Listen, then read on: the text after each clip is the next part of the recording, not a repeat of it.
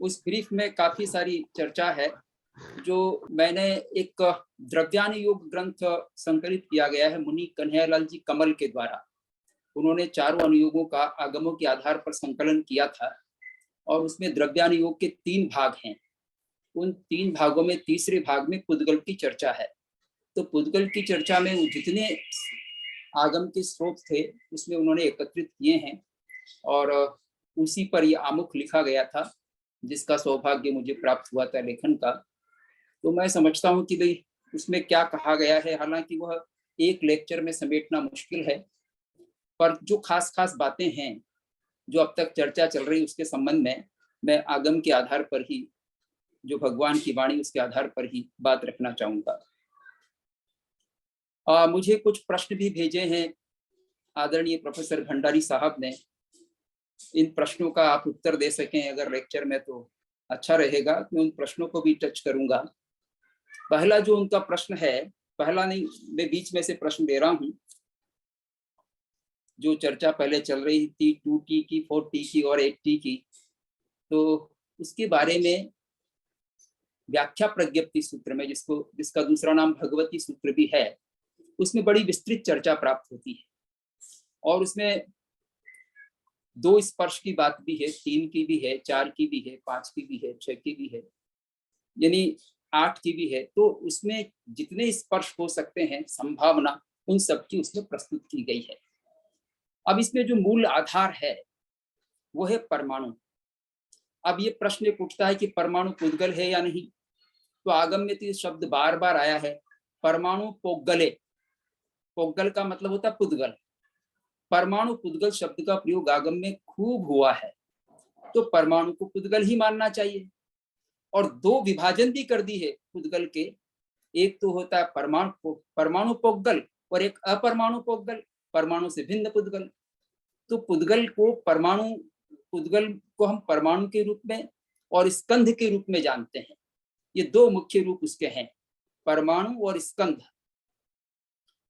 सबसे छोटी इकाई परमाणु है और 2 परमाणु मिलने पर वो स्कंध बन जाता है। सबसे छोटा स्कंध बनता है 2 परमाणु मिलने पर, उसको द्विप्रदेशी स्कंध कहते हैं। इसी तरह से त्रिप्रदेशी स्कंध भी हो सकता है 3 परमाणु मिलने पर। 4 परमाणु मिलने पर चतुष्प्रदेशी स्कंध हो सकता है। ऐसे 5 पंचप्रदेशी स्कंध, 6 प्रदेशी स्कंध, 7 प्रदेशी स्कंध, 8, 9, 10 प्रदेशी स्कंध के बाद वो सीधे संख्यात प्रदेशी पर चले जाते हैं। फिर संख्यात के बाद असंख्यात प्रदेशी, असंख्यात प्रदेशी के बाद अनंत प्रदेशी की चर्चा करते हैं। तो ये बेस जो बना है वो परमाणु के आधार पर बना है। तो परमाणु तो पुद्गल ही है, पुद्गल से भिन्न नहीं है। परमाणु पुद्गल का ही सबसे छोटा रूप है जिसको परमाणु कहते हैं। परमाणु और स्कंध ये 2 ही शब्द कहेंगे हम। देश और प्रदेश की चर्चा भी मिलती है, लेकिन देश और प्रदेश क्या है आप लोग सब जानते होंगे कि जो स्कंध है, मैंने कोई चित्र नहीं बनाया है, मैं मौखिक की बात करूंगा। तो जो स्कंध है, स्कंध का ही कुछ अंश, काल्पनिक अंश जो पृथक नहीं हुआ स्कंध से, उसको देश कहते हैं। और उस स्कंध में ही परमाणु जितना अंश जो पृथक नहीं हुआ उससे, लेकिन परमाणु जितना, उसको प्रदेश कहते हैं। तो जैसे कोई स्कंध 7 परमाणु जितना है तो उसको सप्त प्रदेशी स्कंध कहते हैं। एक परमाणु को एक प्रदेश के इक्वल माना गया है। और देश तो छोटा बड़ा कितना भी हो सकता है, एक परमाणु से बड़ा सारा देश कहलाएगा और देश उसका हिस्सा जो उससे पृथक नहीं हुआ है। तो सत्ता तो हमको स्वतंत्र सत्ता 2 की मिलती है, या तो परमाणु की मिलती है या स्कंध की मिलती है, और दोनों ये पुद्गल हैं। अब इनके लिए अंग्रेजी शब्द क्या हो सकता है इस पर मैं नहीं जाऊंगा, पर ज्यादातर जो यूज हो रहा है वो मैटर शब्द का प्रयोग हो रहा है, यानी कि दोनों ही मैटर हैं। अगर हम पुद्गल को मैटर कहते हैं तो उससे भिन्न नहीं है। आगम में जो शब्दावली है, क्योंकि दोनों को पुद्गल में लिया है, परमाणु और स्कंध ये 2 स्वतंत्र हमको उपलब्ध होते हैं। अब परमाणु से स्कंध बनता है और स्कंध से विभाजित होने पर परमाणु तक भी पहुंचा जा सकता है। ये प्रक्रिया भी बताई गई है। जैसे मान लीजिए कोई 5 प्रदेशी स्कंध है, तो 5 प्रदेशी स्कंध का जब विभाजन होगा तो उसके कई सारे विकल्प हो सकते हैं। एक विकल्प ये होगा कि वह एक प्रदेशी स्कंध और चार प्रदेशी, एक प्रदेशी परमाणु और जिसको अप्रदेशी भी कहते हैं परमाणु को, एक परमाणु और चार प्रदेशी स्कंध बन जाए। या दूसरा विकल्प होगा कि दो प्रदेशी स्कंध बन जाए और एक तीन प्रदेशी स्कंध बन जाए। इसी तरह से एक कोई बस ये दो ही विभाजन, और तीन प्रदेशी स्कंध फिर दो ही बनेगा, चार, यानी एक, चार, दो और तीन, ये उसके विभाजन हो सकते हैं। इस तरह से विभाजन की प्रक्रिया वहां पर बताई गई है। इसी तरह से बनने पर भी बनता कैसे है, ये मैं समझता हूं जो 2T की जो प्रॉब्लम है और 4T की प्रॉब्लम वो इसमें सोल्व हो जाएगी। इसमें क्या आधार बताया है कि जो परमाणु है उस परमाणु में एक वर्ण, एक गंध, एक रस और एक स्पर्श होने के साथ दो स्पर्श होते हैं। एक वर्ण, एक गंध, एक रस और दो स्पर्श पाए जाते हैं। एक वर्ण कोई सा भी हो सकता है 5 वर्णों में से, वो कितना भी छोटा अंश हो सकता है उस वर्ण का, रंग का, चाहे वो कृष्ण वर्ण का काला, नीला, लाल, पीला, सफेद में से कोई सा भी वर्ण हो सकता है, कोई सा भी रस हो सकता है। तो उसके अनेक परम्यूटेशन, कॉम्बिनेशन बन सकते हैं, सबके साथ बना सकते हैं। तो एक काले रंग का है, फिर वो एक अंश काला है, दो अंश काला है, तीन अंश काला है, ऐसे अंशों के आधार पर भी बताते हैं। तो कम से कम एक वर्ण, एक रस, एक गंध और दो स्पर्श पाए जाते हैं। दो स्पर्श कौन से होंगे, तो रुक्ष स्निग्ध में से एक होगा, शीत उष्ण में से एक होगा, ये मिनिमम दो रहते हैं। अब जो द्विप्रदेशी स्कंद बनता है तब क्या होता है, तो तब ये वर्ण एक भी हो सकता है उसमें, वर्ण दो भी हो सकते हैं उसमें। द्विप्रदेशी स्कंद में एक वर्ण भी हो सकता है, दो वर्ण भी हो सकते हैं, एक रस भी हो सकता है, दो रस भी हो सकते हैं, और एक गंध भी हो सकती है, दो गंध भी हो सकती है, और स्पर्श जो है उसमें दो भी हो सकते हैं, तीन भी हो सकते हैं और चार भी हो सकते हैं। तो कैसे हो जाएंगे द्विप्रदेशी स्कंद में, तो द्विप्रदेशी स्कंद सूक्ष्म स्कंद है। तो द्विप्रदेशी स्कंद में दो वर्ण कैसे, एक वर्ण कैसे रहेगा कि मान लीजिए दो परमाणु कृष्ण वर्ण के ही हैं, काले रंग वाले हैं, काले रंग वाले अगर दो परमाणु मिलते हैं तो द्विप्रदेशी स्कंद में एक ही वर्ण पाया जाएगा, और अगर एक काला है एक नीला है तो द्विप्रदेशी स्कंद में दो वर्ण पाए जाएंगे। इसी तरह से अगर उसमें रस की दृष्टि से एक में तिक्त रस है, एक में कटु रस है, तो दोनों मिलेंगे तो तिक्त और कटु दो रस हो जाएंगे, और अगर दोनों ही तिक्त रस के हैं तो तिक्त रस कहलाएगा दो द्विप्रदेशी स्कंद में भी। ये इसमें बड़ा वैज्ञानिक ढंग से विवेचन किया गया है।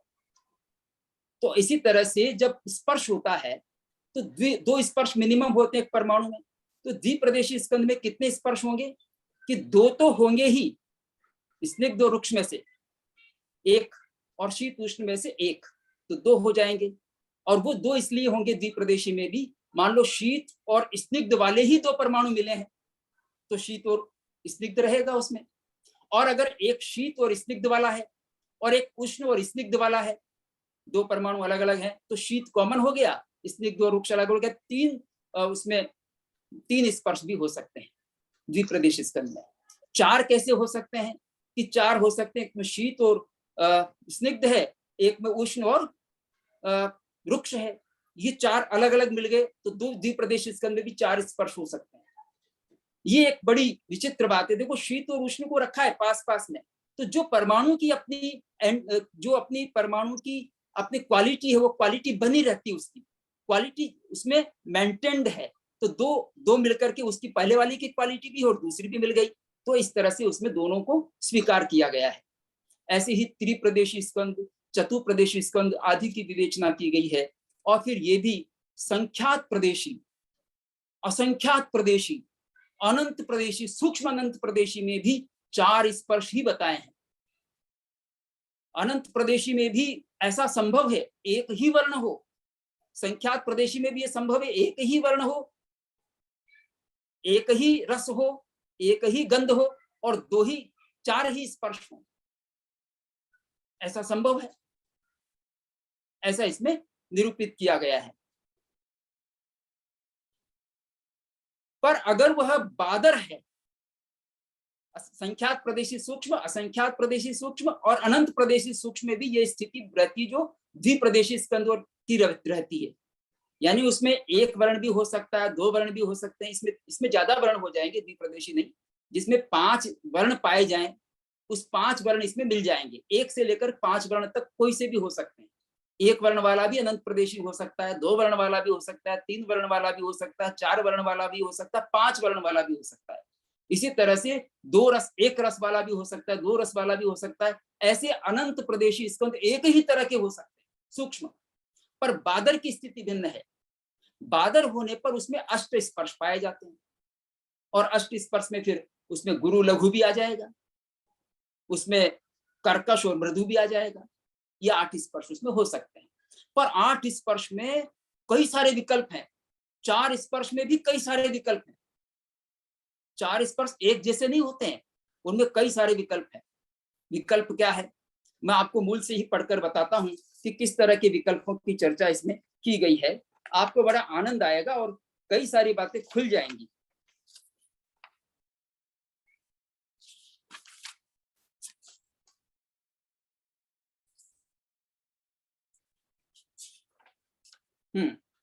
ये कह रहे हैं कि जैसा मैंने अभी बताया आपको, 10 प्रदेशी स्कंद, असंख्यात प्रदेशी और सूक्ष्म परिणत अनंत प्रदेशी स्कंद, इनमें तो वैसी स्थिति रहेगी, एक वर्ण से लेकर के और 5 वर्ण तक हो सकते हैं। उसमें भी अनेक अंश, उसमें कई सारे विकल्प हैं, इसमें कई सारे भंग बताए हैं। जैसे 36 भंग भी होते हैं, कहीं 236 भंग हो जाते हैं परम्यूटेशन कॉम्बिनेशन से। अब बादर परिणत पुद्गल जिसकी अनंत प्रदेशी स्कंद में कैसे 8 स्पर्श होते हैं, और 4 स्पर्श भी उसमें हो सकते हैं। बादर स्पर्श में, बादर परिणत पुद्गल में 4 स्पर्श भी हो सकते हैं और 8 स्पर्श भी हो सकते हैं। अब 4 स्पर्श की स्थिति कैसे है, प्रश्न किया गया। बायर परिणयणम भंते अनंत पयसी खंदे, कई वन्ने कई गंधे कई रसे कई फासे पन्नत्ते। पूछा गया भगवान से कि हे भगवान, बादर परिणाम वाला जो अनंत प्रदेशी स्कंद है, उसमें कितने वर्ण, कितने गंध, कितने रस और कितने स्पर्श बताए गए हैं। तो भगवान ने उत्तर दिया, गौतम, कदाचित एक वर्ण वाला। देखिए आप, बादर अनंत प्रदेशी स्कंद में भी एक वर्ण हो सकता है, 2 वर्ण भी हो सकते हैं, 3 वर्ण भी हो सकते हैं, 4 भी हो सकते हैं और 5 भी हो सकते हैं। इसलिए कहते हैं कदाचित एक वर्ण वाला, उसमें एक रंग भी हो सकता है। यावत कदाचित 5 वर्ण वाला होता है, यानी 1 से लेकर 5 वर्ण का बादर अनंत प्रदेशी स्कंद भी हो सकता है। कदाचित एक गंध वाला और कदाचित 2 गंध वाला हो सकता है। कदाचित 1 रस, 2 रस, 3 रस, 4 रस, 5 रस वाला भी हो सकता है। इसी तरह से कदाचित 4 स्पर्श, यावत कदाचित 8 स्पर्श वाला हो सकता है बादर। अनंत प्रदेशी बादर परिणाम स्कंद के वर्ण गंध और रसों के भंगों का कथन 10 प्रदेशी स्कंद के समान कहना चाहिए। अब देखिए, इसमें 4 स्पर्श वाला हो तो कैसे होता है। अब 4 स्पर्श इस तरह से नहीं कहते कि ये होते हैं, वो कहते हैं कदाचित सर्व कर्कश, पूरा ही कर्कश हो, यानी मृदु पार्ट बिल्कुल नहीं हो। तो सर्वदा जो भंडारी साहब का कथन है कि इनमें से एक एक होना चाहिए, वो एक एक वाला ही बताया इसने। कर्कश और मृदु में से एक ही होगा, और शीत उष्ण में से एक होगा, स्निग्ध रुक्ष में से एक होगा, और गुरु लघु में से एक होगा। तो बता रहे हैं, देखिए 4 स्पर्श कैसे। कदाचित सर्व कर्कश, कदाचित कोई जो अनंत प्रदेशी स्कंद है वो पूरा ही कर्कश होता है। सर्व गुरु, पूरा ही गुरु होता है। सर्व शीत, पूरा ही शीत होता है। और सर्व रुक्ष होता है, सारा ही रुक्ष होता है। अब स्निग्ध नहीं आया इसमें, स्निग्ध को छोड़ दिया है। उष्ण नहीं आया, लघु नहीं आया, और मृदु भी नहीं आया। तो चारों 8 में से जो युगल हैं, उन युगलों में से एक एक को लिया है। ऐसे 4 स्पर्श हो सकते हैं। भंडारी साहब का मन इसको सुनकर प्रसन्न हो रहा होगा। अब आगे भी इस तरह की इसमें विकल्प दिए हैं, देखिए आप। कदाचित सर्व कर्कश, सर्व गुरु, सर्व उष्ण और सर्व स्निग्ध होता है। अब इसमें रुक्ष की जगह स्निग्ध डाल दिया है। तो कोई कर्कश हो सकता है, गुरु हो सकता है, उष्ण हो सकता है और स्निग्ध हो सकता है। अब रुक्ष को छोड़ दिया है। कदाचित सर्व कर्कश, सर्व गुरु, सर्व उष्ण और सर्व रुक्ष हो सकता है। अब इसमें ये सर्व गुरु सर्व उष्ण सर्व रुक्ष, स्निग्ध की जगह रुक्ष गिना दिया और इधर एक को चेंज कर दिया है, इसमें दिखा नहीं है सर। सर्व कर्कश सर्व लघु, अब ये गुरु की जगह लघु ले लिया। सर्व शीत और सर्व स्निग्ध होता है, यानी एक एक चेंज करते हुए भी इनमें से परिवर्तन हो सकता है और ऐसे कई सारे भंग बन सकते हैं। 16 भंग बन सकते हैं, 16 वेरिएशन हो सकते हैं। इस प्रकार ये 16 भंग बनते हैं। तो अब इसमें ऐसा नहीं कहा कि शीत और उष्ण दोनों होंगे, स्निग्ध और रुक्ष दोनों होंगे, ऐसा नहीं बताया है 4 स्पर्श में। तो 16 भंग बताया। 5 स्पर्श वाला भी हो सकता है। अब 5 स्पर्श वाले की हम चर्चा ही नहीं करते, 2 की और 4 की और 8 की चर्चा करते हैं। 5 स्पर्श वाला कैसे हो सकता है कि सर्व कर्कश सर्व गुरु सर्व शीत, एक अंश स्निग्ध और एक अंश रुक्ष हो सकता है। उसका ही एक अंश स्निग्ध भी है और एक अंश रुक्ष भी है, ऐसे 5 हो सकते हैं। यानी स्निग्ध रुक्ष दोनों हो सकते हैं और एक अंश में स्निग्धता है, एक अंश में रुक्षता है। यूं ही जब शीत उष्ण की हम चर्चा करते तो एक अंश शीत है, एक अंश उष्ण है, ऐसा माना गया है। अब यहाँ शीत उष्ण का क्या अर्थ लगाना, ये साइंटिस्ट विचार करें। वो शीतलता का ही वाचक है, उष्णता का ही वाचक है या और कोई वाचक है, क्योंकि ये अलग अलग परमाणु की जो एंटिटी है उस एंटिटी को ये सुरक्षित रख करके इस तरह की चर्चा कर रहे हैं। सर्व कर्कश सर्व लघु सर्व शीत, एक अंश स्निग्ध और अनेक अंश रुक्ष हो सकते हैं। स्निग्धता बहुत कम है और रुक्षता ज्यादा है तो भी 5 हो गए। सर्व कर्कश सर्व गुरु सर्व शीत, अनेक अंश स्निग्ध और एक अंश रुक्ष होता है। तो अब इसमें स्निग्धता अनेक अंश की बता दी और एक अंश में रुक्षता बता दी। सर्व कर्कश सर्व गुरु सर्व शीत, अनेक अंश स्निग्ध और अनेक अंश रुक्ष हो सकते हैं। इस तरह से इसमें 5 हो सकते हैं, यानी इनमें बदलाव करते करते और इसमें भी अनेक भंग बन जाते हैं और उन भंगों की भी 16 संख्या दी गई है। इस प्रकार कर्कश के साथ 16 भंग होते हैं और कर्कश के बाद सर्व मृदु अगर हम लें, कर्कश के अलावा सर्व गुरु लें, सर्व शीत लें और एक अंश स्निग्ध और एक अंश रुक्ष लें, इन सब के साथ 32, 16 और 16 ये 32 हो सकते हैं। इसी तरह से मृदु के साथ भी 16, इसी तरह से उष्ण के साथ भी भेद हो जाएंगे। इस प्रकार कुल 32 भंग होते हैं। फिर और भी आगे इस प्रकार मिलाकर 128 भंग होते हैं। एक 5 स्पर्श होने पर 128 भंग हो सकते हैं। भंग का मतलब वेरिएशन हो सकते हैं।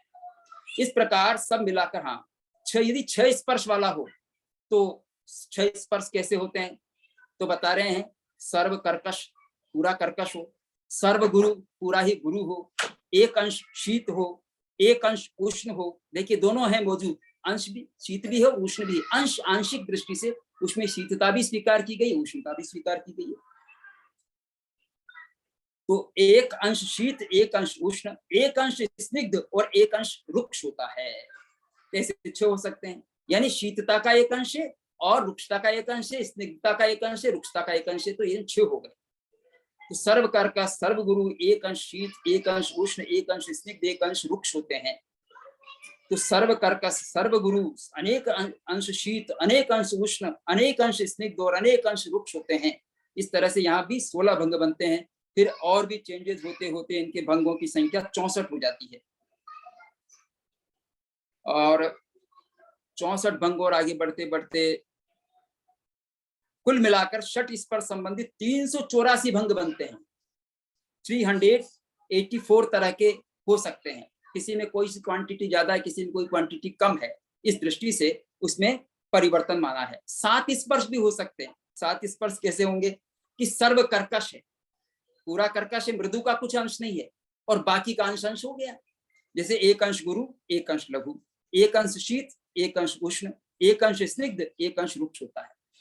तो इसका अर्थ है कि जो जैसा परमाणु शीत है तो वो शीतता उसमें व्याप्त है, अगर परमाणु उष्ण है तो उसकी उष्णता व्याप्त है, ऐसा मान करके किया गया है। सर्व कर्कश इसी तरह से सर्व कर्कश, एक अंश गुरु, एक अंश लघु, एक अंश शीत, एक अंश उष्ण, एक अंश स्निग्ध और अनेक अंश रुक्ष हो सकते हैं। ये इसके सबके भंग बन सकते हैं और भी। तो इस तरह से 7 स्पर्श के मिलाकर के भी भंगों की संख्या बढ़ती जाती है और ये मृदु के साथ भी, लघु के साथ भी और उष्ण के साथ भी, स्निग्ध के साथ भी 7 स्पर्श के 512 भंग हो जाते हैं। अब 8 स्पर्श की चर्चा करते हैं। यदि 8 स्पर्श हो तो कैसे होते हैं 8 स्पर्श?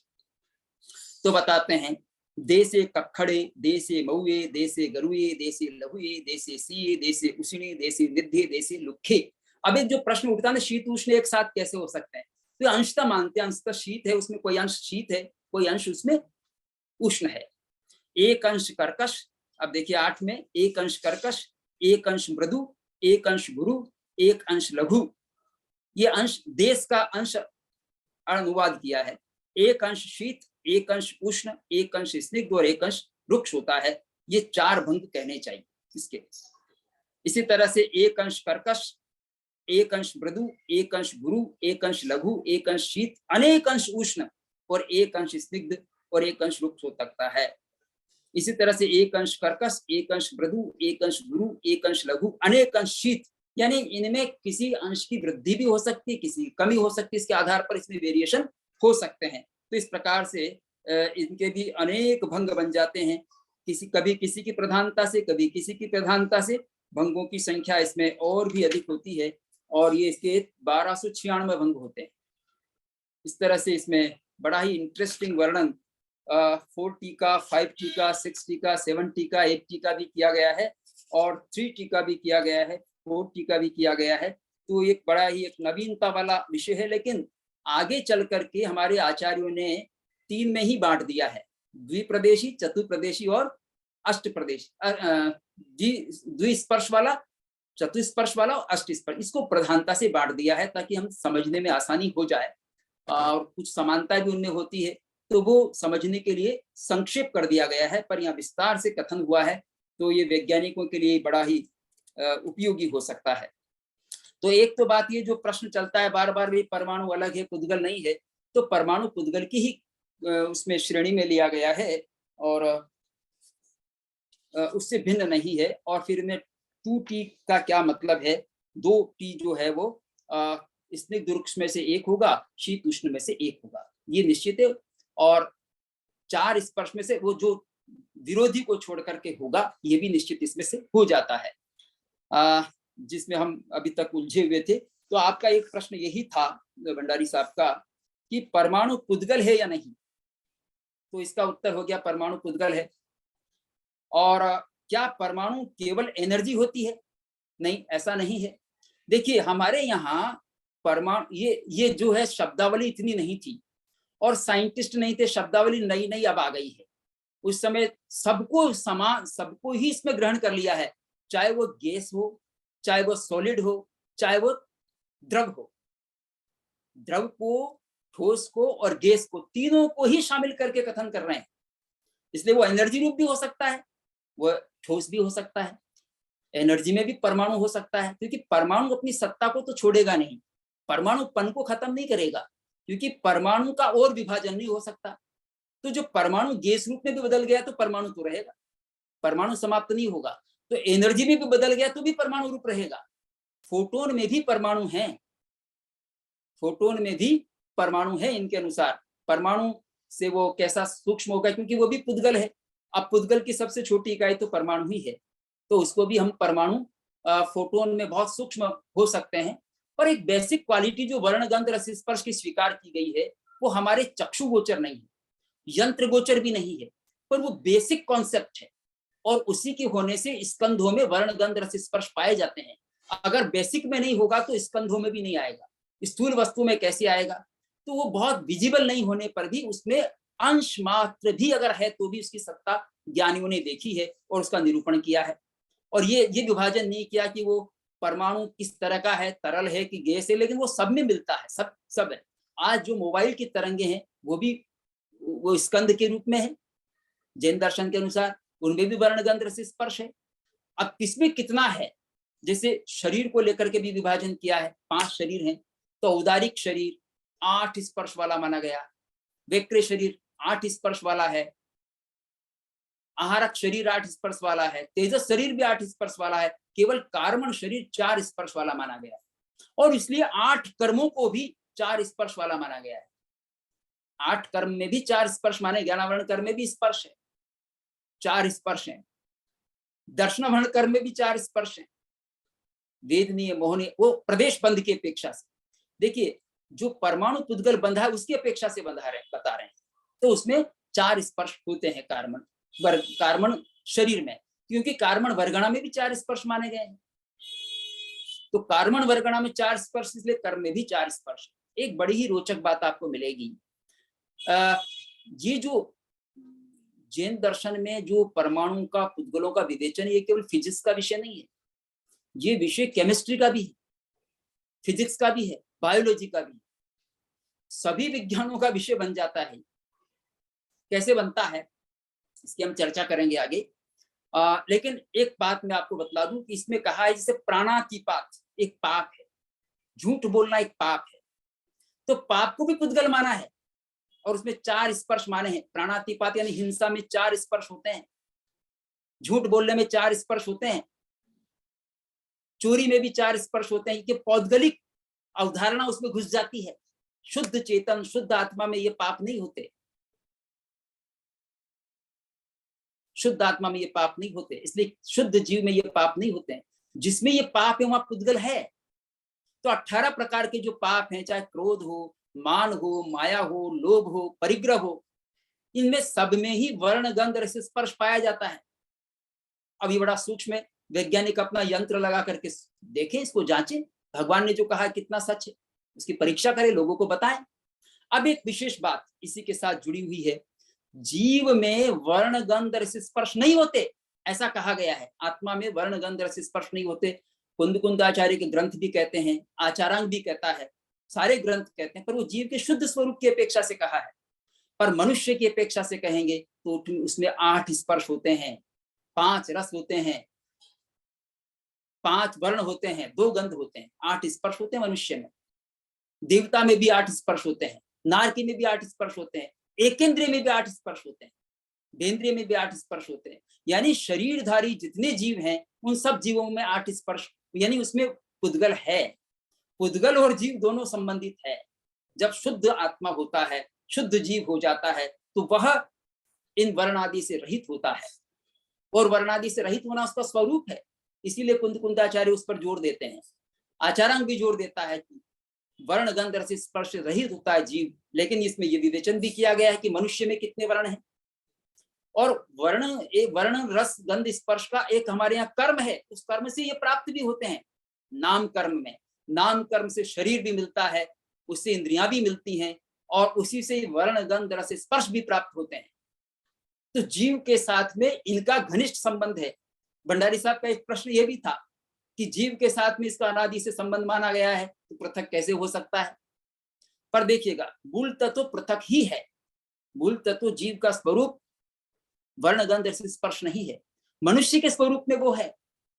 यानी कि जब संसार में जब तक है तब तक तो वर्ण गंध रस स्पर्श युक्त रहेगा, और जब संसार से अलग होगा तो वो वर्ण गंध रस स्पर्श से रहित हो जाएगा। अब रहित होने की प्रक्रिया क्या होगी, तो हमारे यहाँ प्रक्रिया बताई गई है, ज्ञान दर्शन चारित्र की, तप की प्रक्रिया बताई गई है। सम्यक दर्शन ज्ञान चारित्राणि मोक्ष मार्ग, उससे मोक्ष की प्राप्ति होती है।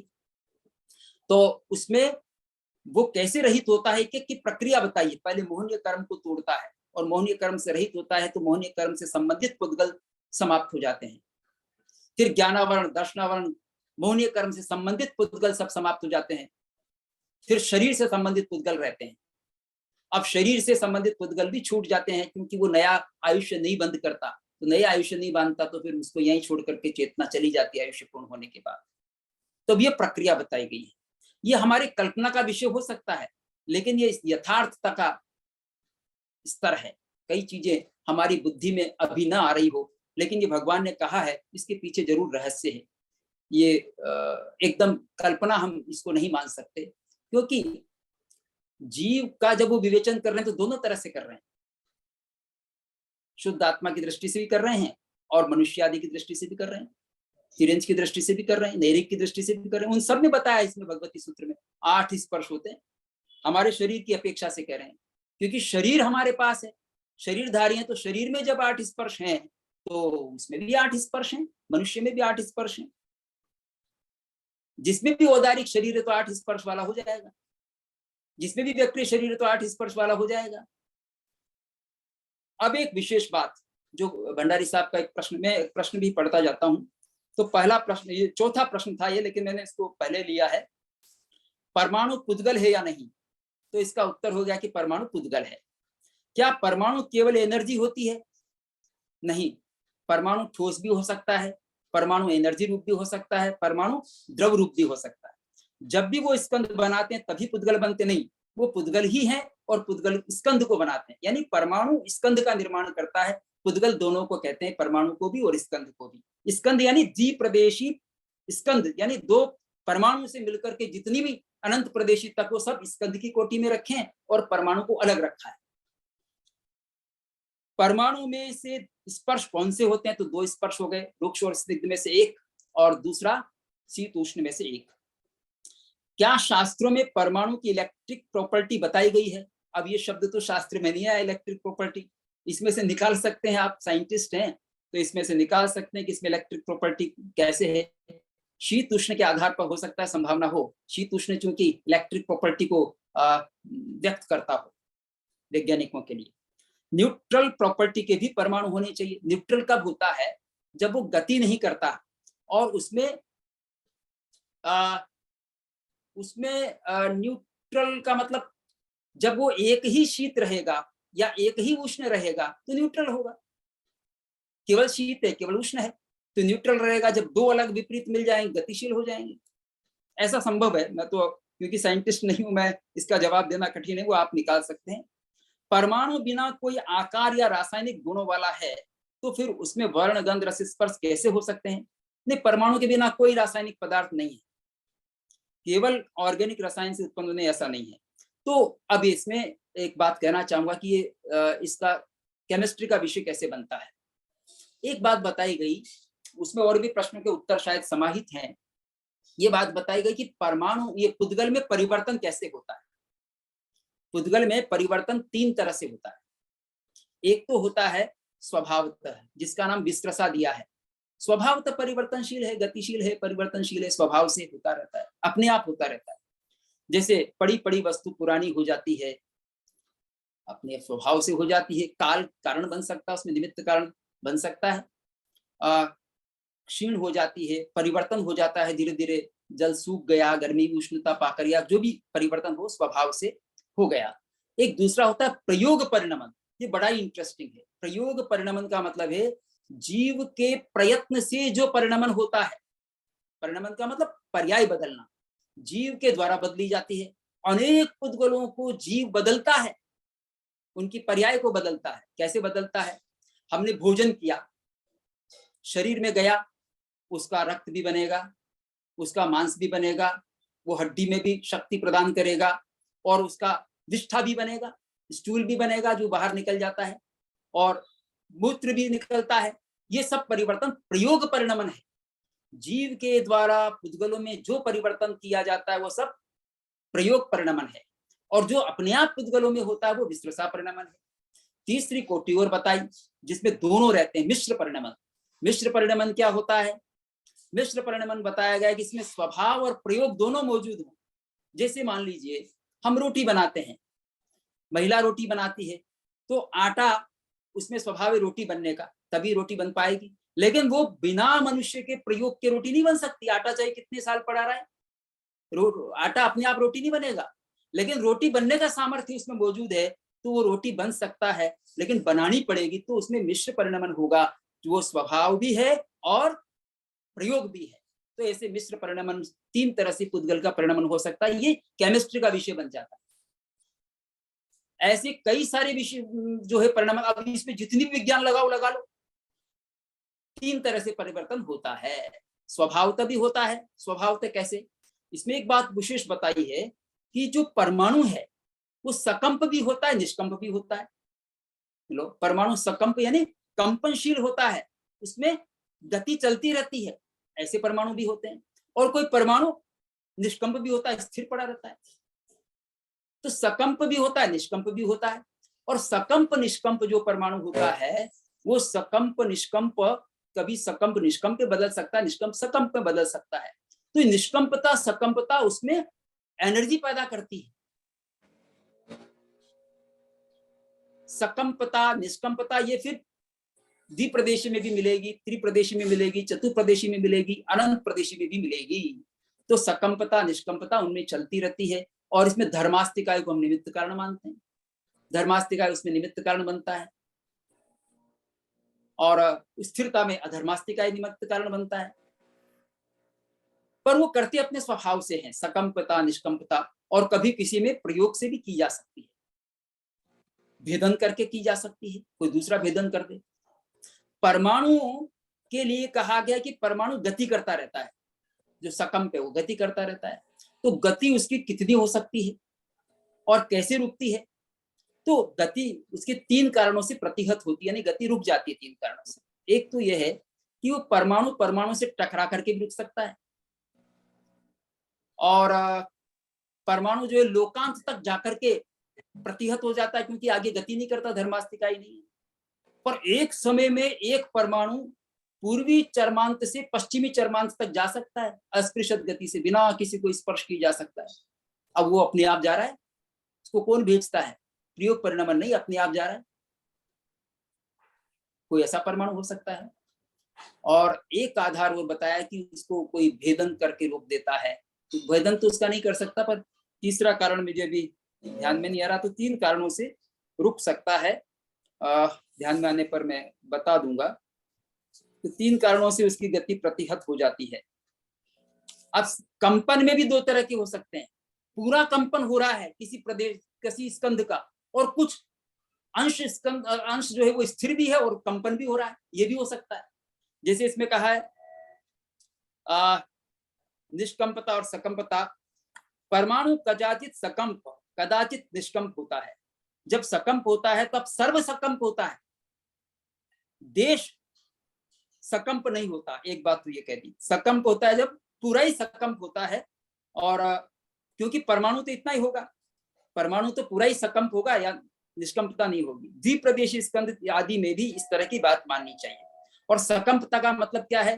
कांपना, चलना, फड़कना, मिलना, उदीरित होना, आदि सभी। परमाणु पुद्गल यावत अनंत प्रदेशी स्कंद अपने स्वभाव में जगन्य एक समय और उत्कृष्ट असंख्यात काल तक रहता है। एक परमाणु जो है अपने स्वभाव में एक समय से लेकर असंख्यात काल तक रह सकता है, उसमें परिवर्तन नहीं हो। और निष्कंपता जगन्य एक समय से उत्कृष्ट असंख्यात काल तक रह सकती है, उसके बाद वो सकंप बन जाता है। और जो शब्द को भी हमारे यहाँ पुद्गल माना है, प्रकाश को, अंधकार को, छाया को, इस तरह से शब्द को। तो शब्द परिणत पुद्गल जगन्य एक समय और उत्कृष्ट आवलिका के असंख्यात भाग तक शब्द रूप में परिणत रहता है। अब इसमें सर्व सकंप ये और बहुत बता दिया है। सर्व सकंप परमाणु कितने होते हैं? कि सबसे थोड़े होते हैं, सबसे अल्प। उनसे निष्कंप परमाणु असंख्यात गुणे होते हैं। सकंप तो कम होते हैं और निष्कंप ज्यादा होते हैं, ऐसे स्थिर पड़े रहते हैं। सबसे अल्प अनंत प्रदेशी स्कंद हैं, उनसे परमाणु पुद्गल अनंत गुणे हैं। उनसे संख्यात प्रदेशी स्कंद संख्यात गुणे हैं, और उनसे असंख्यात प्रदेशी स्कंद असंख्यात गुणे हैं। इस तरह की बात भी यहाँ कही गई है। अब जो जीव का और इनका संबंध है, तो एक प्रदेशावगाढ़ संबंध होता है इनका। जिस क्षेत्र में आत्म प्रदेश है, उसी क्षेत्र में कर्म पुद्गल के प्रदेश भी रहते हैं, और कर्म पुद्गलों को वो आकर्षित करता है। तो वो कार्बन शरीर में जाकर के अपना अस्तित्व रखता है। सत्ता जो है कार्बन शरीर में रहती है, आत्मा में सत्ता नहीं रहती। पर वो कार्बन शरीर आत्म प्रदेशों से मिला जुड़ा हुआ है, संबद्ध है। संबद्ध इसलिए हम कहेंगे कि 2 शरीर तो आत्मा के साथ, जीव के साथ सदैव रहते हैं, जब तक वो मुक्त नहीं हो जाए, तेजस और कार्बन शरीर। क्योंकि उसके बिना जीवन नहीं चलता, संसारी जीवन। तेजस और कार्बन शरीर ये 2 तो रहते ही हैं। तो जो कर्म बंधन होता है वो आत्म प्रदेश कार्बन शरीर के साथ में इसी तरह से है।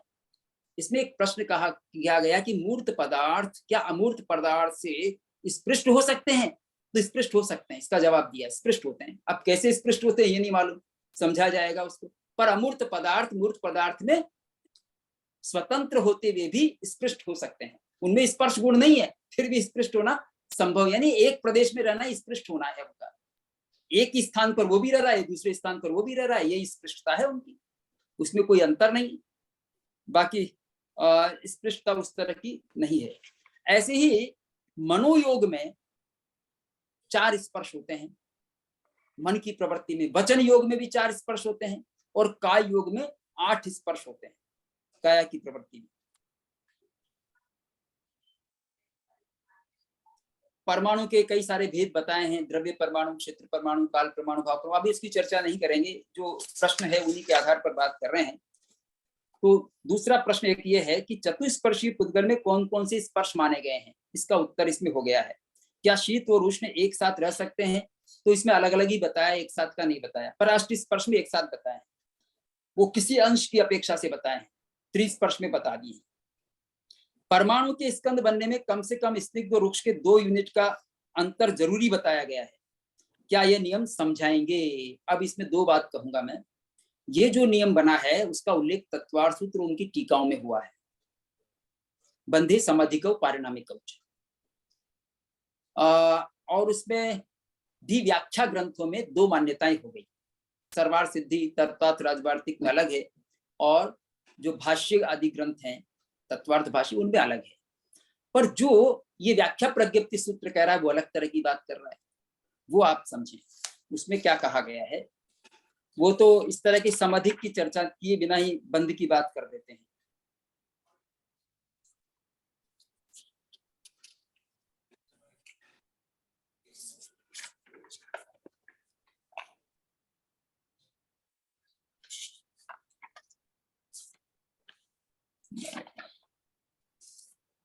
वो कहते हैं कि एक परमाणु दूसरे परमाणु से समान होने पर भी मिल सकता है, द्विप्रदेशीय स्कंद बन जाता है। जैसा कहा गया, शीत और स्निग्ध अगर एक परमाणु है, शीत और स्निग्ध परमाणु से मिलकर के 2 परमाणु बन जाएंगे, इसीलिए तो द्विस्पर्श कहलाएगा। उसमें त्रिस्पर्शी भी बन सकता है, क्योंकि शीत और उष्ण है, शीत और स्निग्ध है, और उधर शीत और वृक्ष है, तो भी बन जाएगा। तो इसका मतलब यह है कि वहां सम और अधिक की चर्चा नहीं की, वहां पर तो इसके अनुसार वह विषम स्थिति में भी 1 और 2 होने पर, 3 होने पर भी परमाणु आपस में मिल सकते हैं, ऐसा कहा गया है। मैं एक सेकंड देखता हूं, इसमें मैंने इस पर वो नहीं लगाया फ्लैग।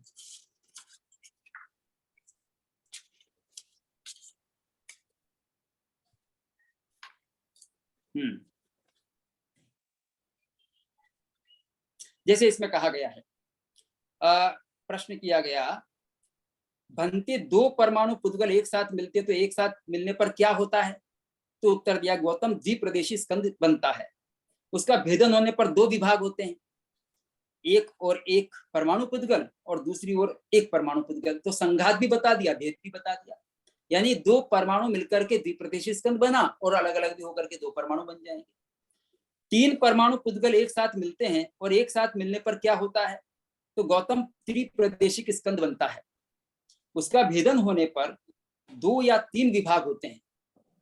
त्रिप्रदेशिक स्कंद के 2 विभाग या 3 विभाग हो सकते हैं। 2 विभाग किए जाने पर एक और एक परमाणु पुद्गल और एक द्विप्रदेशिक स्कंद बन सकता है, और 3 विभाग होने पर 3 परमाणु पुद्गल बन सकते हैं। बनते 4 परमाणु पुद्गल एक साथ मिलते हैं और एक साथ मिलने पर क्या होता है कि चतुर्प्रदेशीय स्कंद बनता है। उसका भेदन होने पर क्या होता है कि 2, 3, 4 विभाग होते हैं। 2 विभाग किए जाने पर एक और एक परमाणु पुद्गल और एक और त्रिप्रदेशीय स्कंद बन सकता है, अथवा 2 द्विप्रदेशिक स्कंद बन सकते हैं, अथवा 3 विभाग किए जाने पर एक और 2 परमाणु पुद्गल, एक और द्विप्रदेशिक स्कंद हो सकता है, और 4 विभाग किया जाने पर 4 परमाणु पुद्गल होते हैं। बनते 5 परमाणु पुद्गल एक साथ मिलते हैं और एक साथ मिलने पर क्या होता है? गौतम, पंच प्रदेशिक स्कंद बनता है। और फिर उसी में इस तरह से विभाजन के कई सारे रूप हो सकते हैं। 6 परमाणु मिलने पर हो सकता है, और 7 परमाणु मिलने पर हो सकता है, 8 परमाणु मिलने, सबकी संख्या बता दी, इसमें सम और विषम दोनों की बता दी है। इसलिए यह आगम जो कह रहा है वो मान्यता अलग है, और जो तत्वार्थ सूत्र कह रहा है वो मान्यता अलग है। तो सम की जो मान्यता है वो तत्वार्थ सूत्र के आधार पर है, उसकी टीकाओं के आधार पर है, ऐसा इसमें प्रतीत होता है। 9 परमाणु की भी चर्चा इसमें की है, और उनके भेदन का भी साथ में चर्चा की है। अब जैसे 10 विभाग, 10 की बात भी है, 9 की बात भी है। बनते संख्यात परमाणु पुद्गल एक साथ मिलते हैं, और एक साथ मिलने पर क्या होता है, संख्यात परमाणु पुद्गल एक साथ मिल सकते हैं। तो कहा गौतम संख्यात प्रदेशी स्कंद होता है, उसके विभाग किए जाने पर 2 यावत 10 और संख्यात विभाग होते हैं। 2 विभाग किए जाने पर एक और एक परमाणु पुद्गल, एक और एक संख्यात प्रदेशी स्कंद होता है। देखिए, एक संख्यात प्रदेशी में से एक परमाणु निकल गया तो भी 2 विभाग हो गए, और बाकी संख्यात प्रदेशी बच गया। तो पूर्णात पूर्ण मुदच्यते हो गया, पूर्ण है।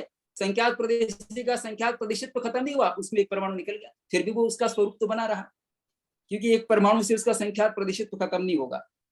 एक और एक द्विप्रदेशी स्कंद और एक और संख्यात प्रदेशी स्कंद है, एक और एक त्रिप्रदेशी स्कंद, एक और संख्यात प्रदेशी स्कंद है। तो 3 प्रदेश निकल जाने पर संख्यात प्रदेशी बना रहेगा।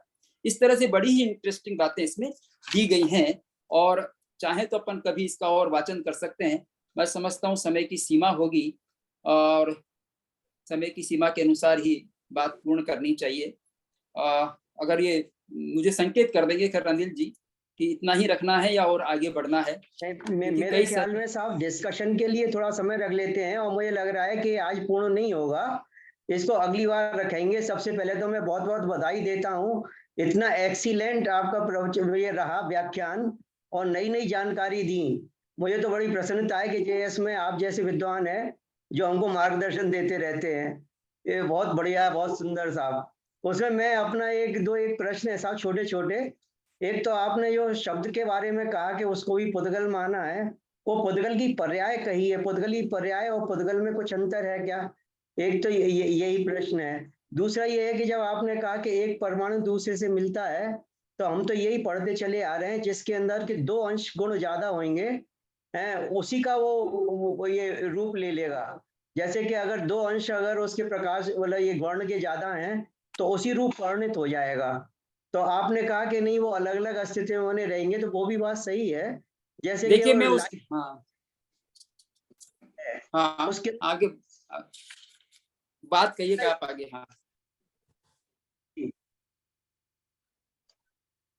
जी चलिए, खैर इतना ही पूछ रहा आप हूँ, पूरी आगे करिएगा, अपनी बात पूरी करिएगा। 2-3 प्रश्न एक थे। जो मैंने कहा था कि परमाणु का जो रुकना है प्रतिघात, उसके 3 आधार ये बताए हैं।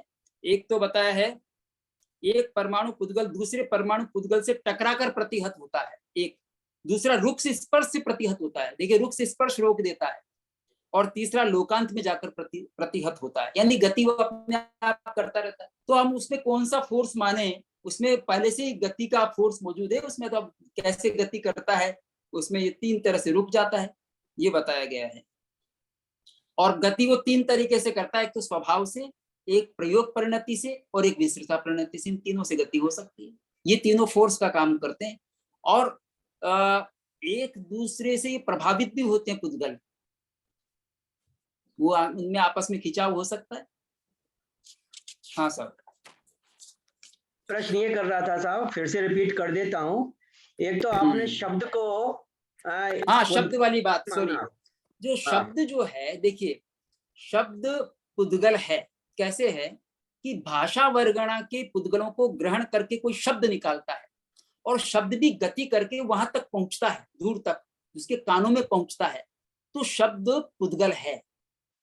शब्द को ही पुद्गल कह दिया कि वो भाषा वर्गणा के पुद्गलों को ग्रहण करके शब्द को उच्चारित किया जाता है, और वो पौद्गलिक रूप में ही वहां तक पहुंचता है, दूसरे के कानों तक, और वो फिर उसको सुन पाता है। अगर वो पुद्गल नहीं बने तो कैसे, अब उसको हम पुद्गल की पर्याय कह सकते हैं शब्द को। ये सारी पुद्गल की पर्याय हैं। वर्ण गंध रस स्पर्श भी पुद्गल की पर्याय हैं, गुण है ना। तो शब्द भी पुद्गल की, लेकिन वो पुद्गलिक ही है शब्द, कुछ द्रव्य के रूप में कहिएगा आप।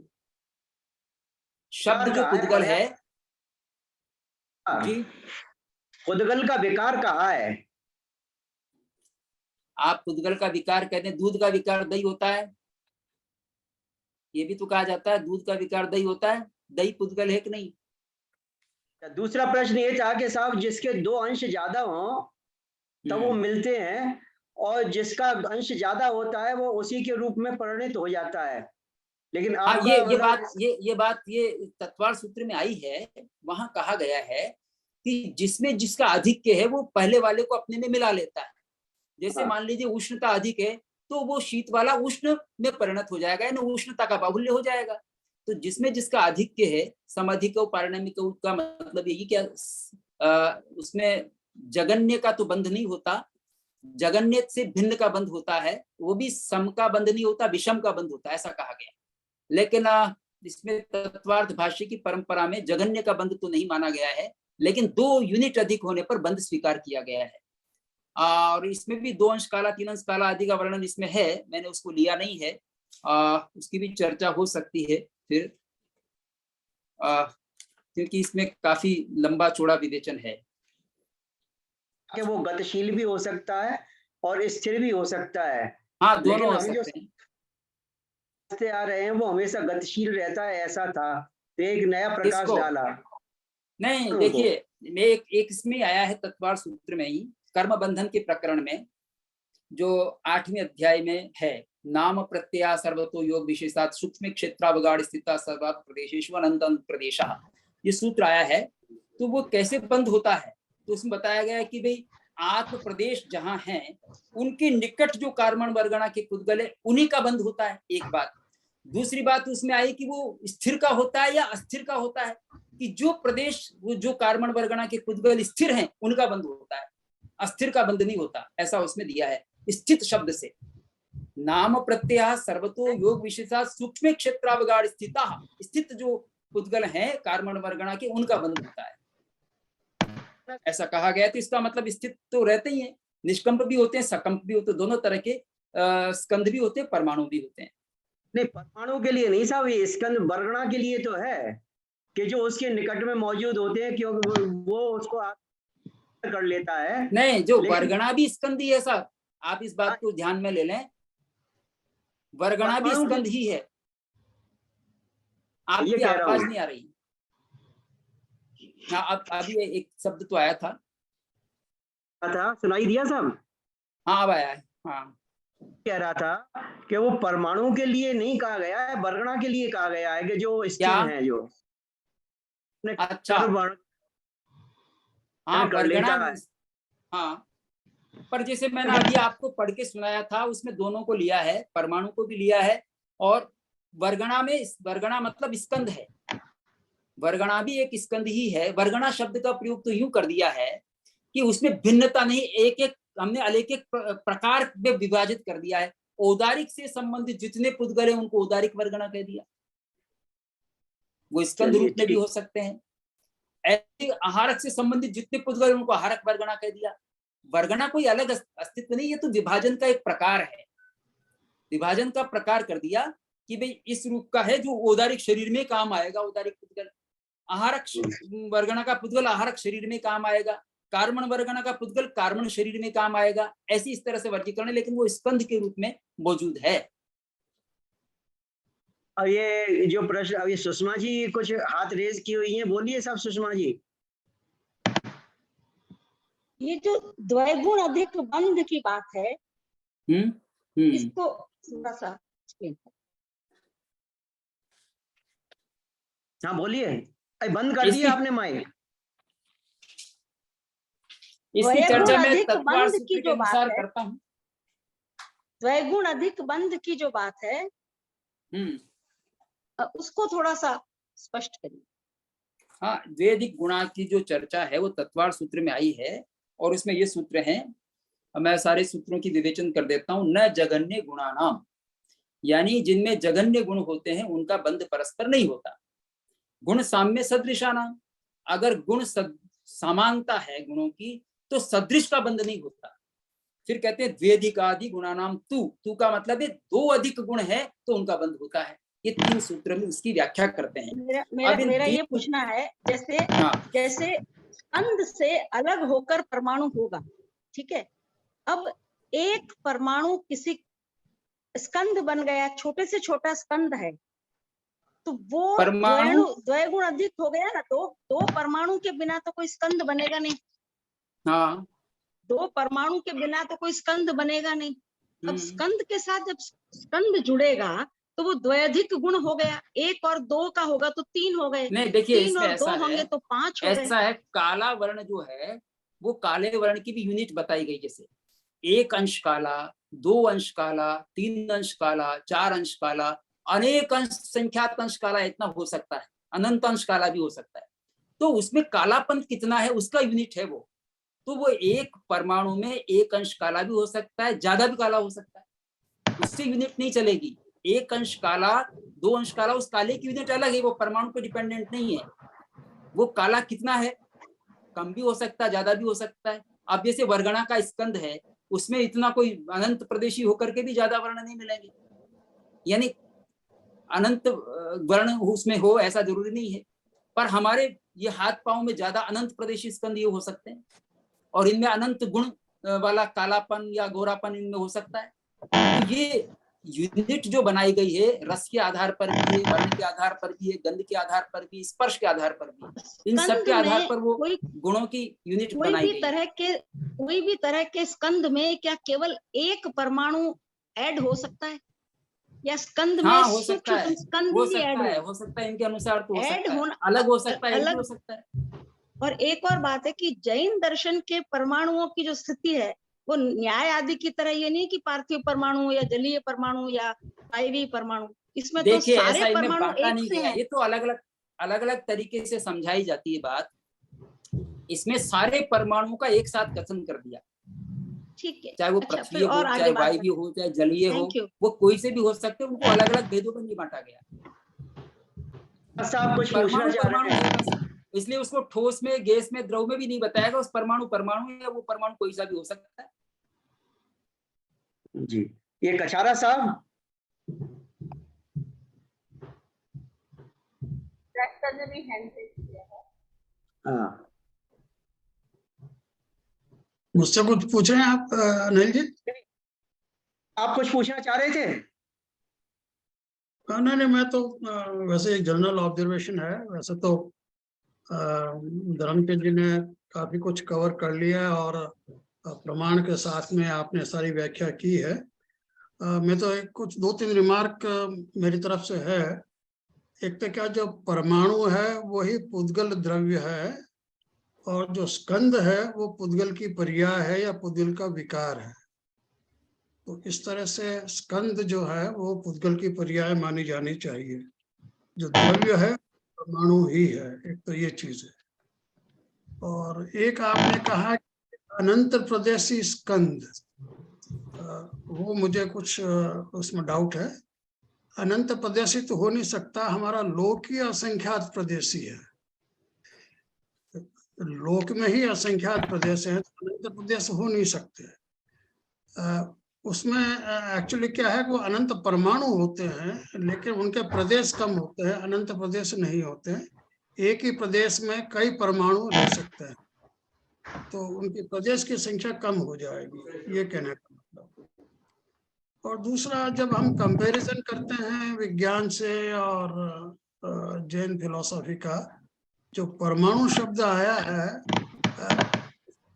मेरी समझ में विज्ञान अभी तक खोज नहीं पाया है, इसलिए उसको मैटर कहना या नहीं कहना ये एक प्रश्न चिन्ह लगा हुआ है।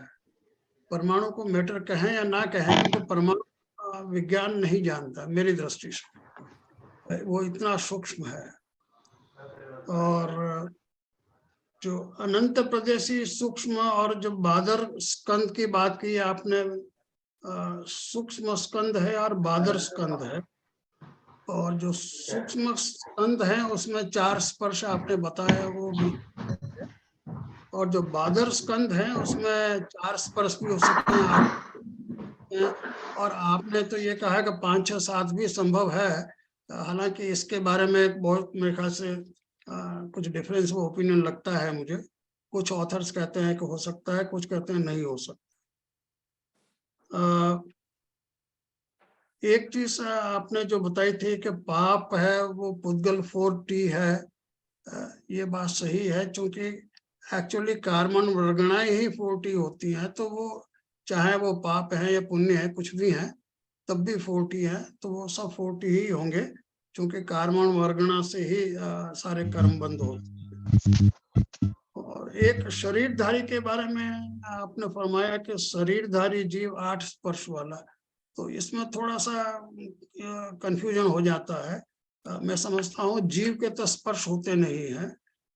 जीव चूंकि शरीर को धारण किए हुए है, इसलिए चूंकि शरीर के 8 स्पर्श हैं, इसलिए ये व्यवहारिक भाषा में कह सकते हैं कि जीव के 8 स्पर्श हैं।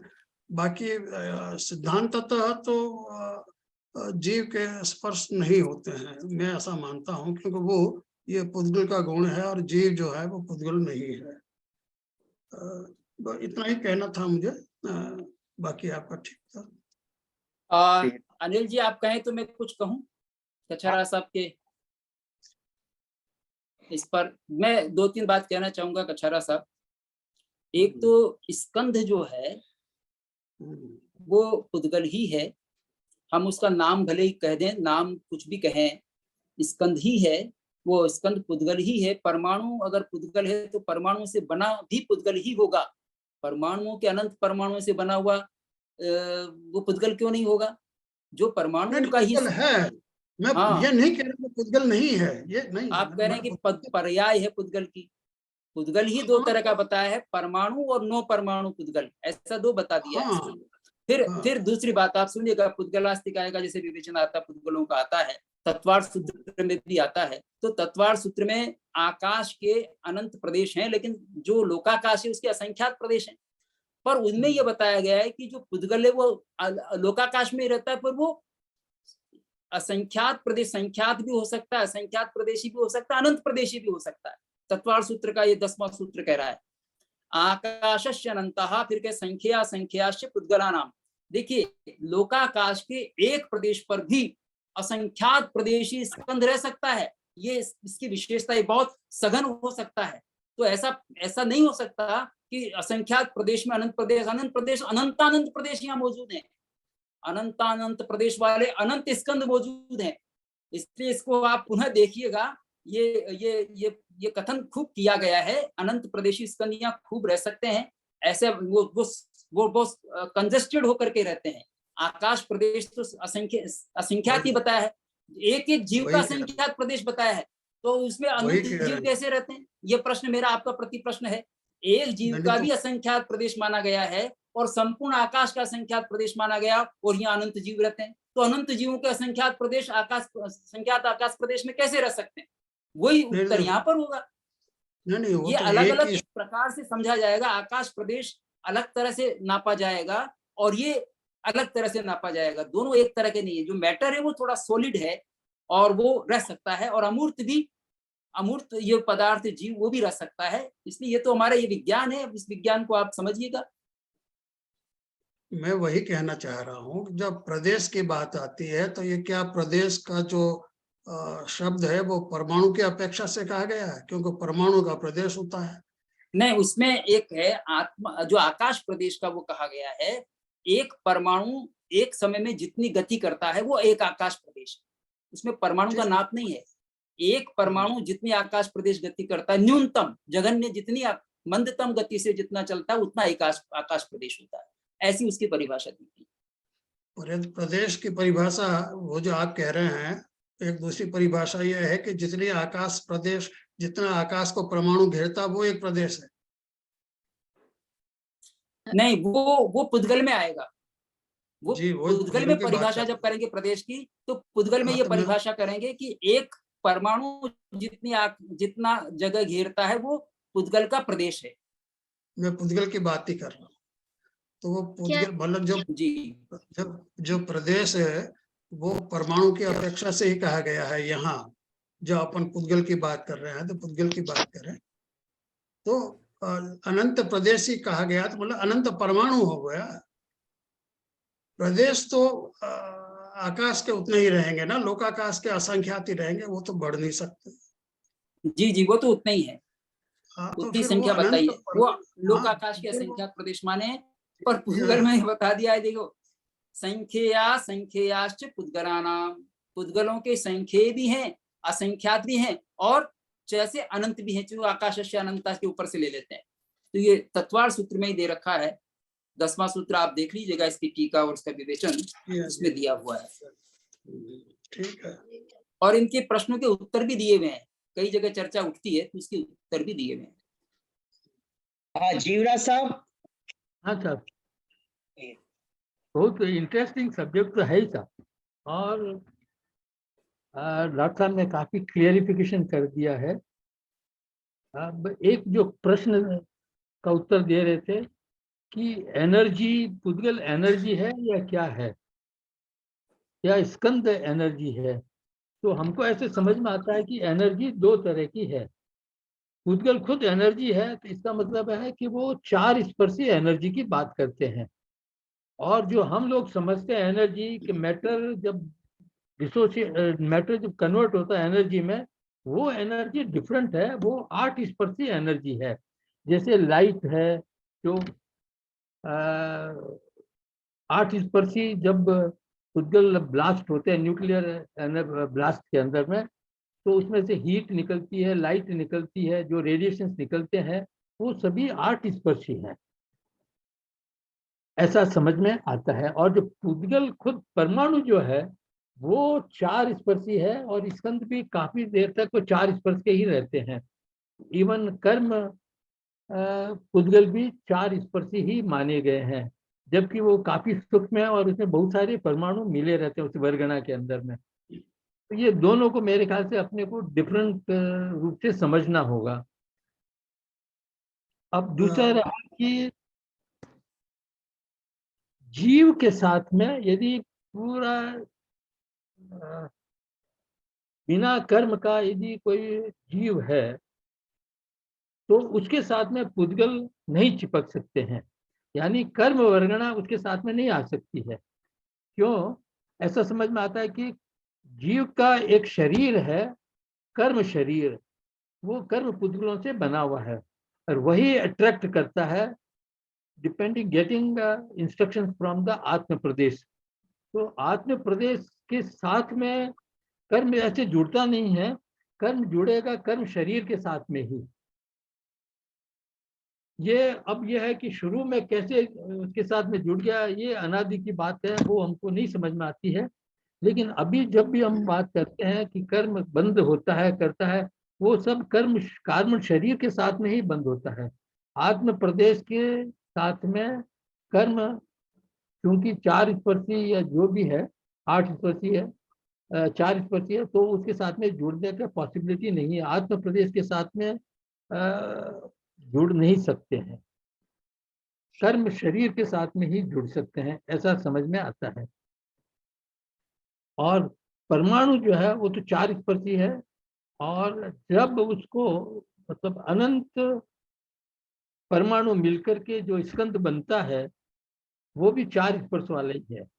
तो वर्गणा का विवेचन होता है, तो औदारिक वर्गणा के पहले जितनी वर्गणाएं हैं वो सब चार स्पर्शी है, सिवाय एक रह जाता है, बाकी सभी स्कंद है। केवल एक पुद्गल की जो परमाणु की वर्गणा है वो केवल बिना स्कंद की रहती है, बाकी सब स्कंद में चले जाते हैं। दो परमाणु मिलते हैं तो भी वो वर्गणा बन गई है दो पुद्गलों की, और बाकी अनंत पुद्गलों की बनती है तो अनंत पुद्गलों की। अब रहा कि ये चार स्पर्शी जो भी वर्गणाएं हैं वो किस प्रकार आठ स्पर्शी चीजों को प्रभावित करता है, ये एक समझने की बात है। इसमें दो दिए हुए हैं उदाहरण अपने शास्त्रों के अंदर में।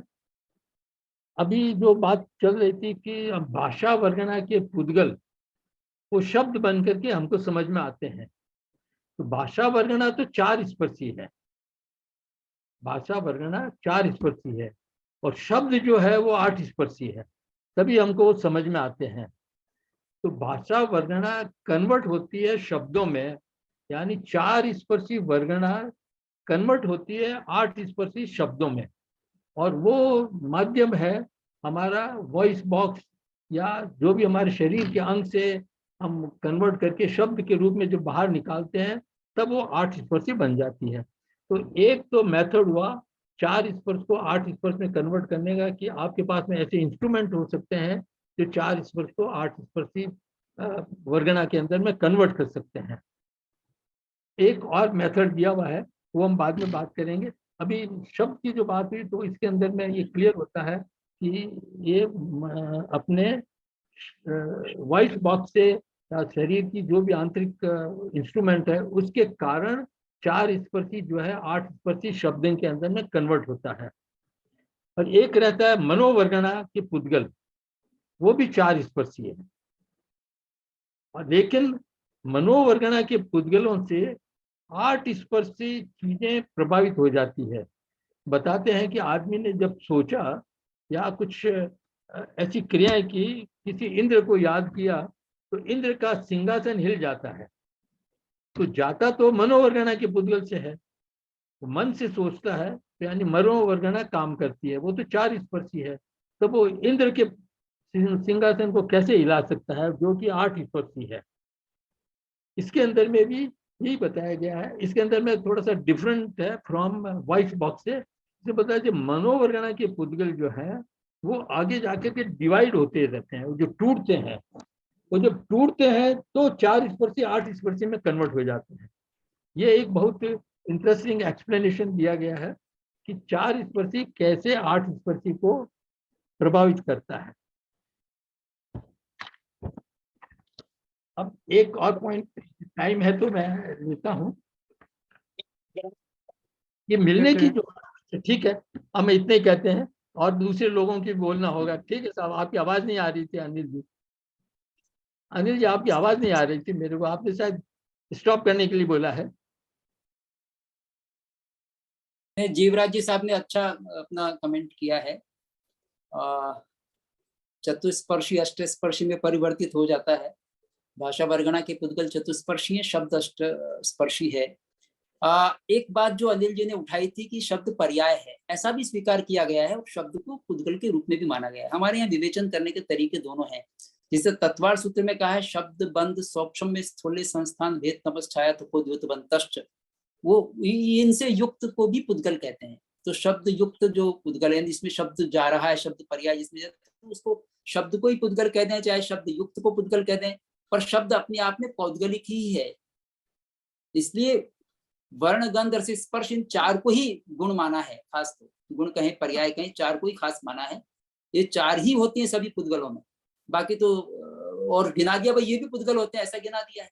नहीं तो अनंत पर्याय भी कह सकते थे, पर 4 का ही कथन किया खास। एक संस्थान को भी जोड़ दिया बाद में, संस्थान का भी उल्लेख मिलता है। संस्थान की चर्चा नहीं की, कुछ में संस्थान भी पाया जाता है और संस्थान के भी 5 प्रकार भी है, 6 प्रकार भी है, 7 प्रकार भी है।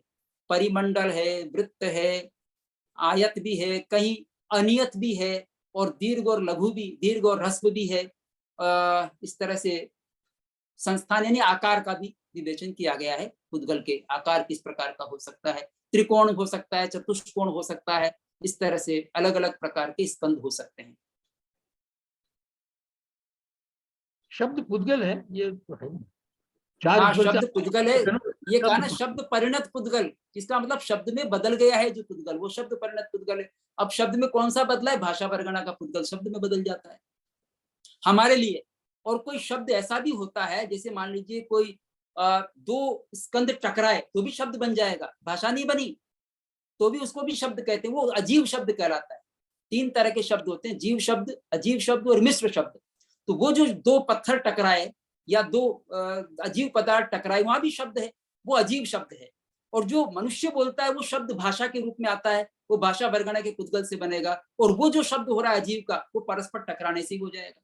तो 2 संघर्ष से भी शब्द हो सकता है, और बोलने से भी शब्द हो सकता है, और एक मिश्र शब्द भी बताया गया। 3 तरह से शब्द का कथन हमारे यहाँ हुआ है।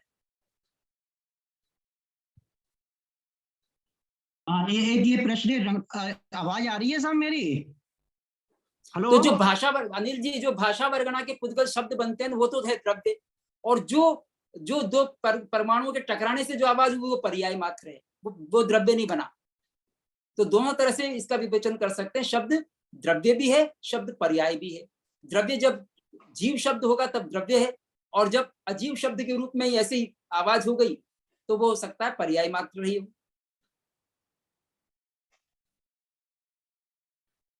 मेरी आवाज आ रही है साहब? आ रही है साहब। अभी एक प्रश्न रमेश जी ने लिखा है। रमेश जी आप खुद कहना चाहेंगे या पढ़ूं? उनका क्वेश्चन है साहब, कैन वी इक्वेट पर... आपकी आवाज नहीं आई साहब।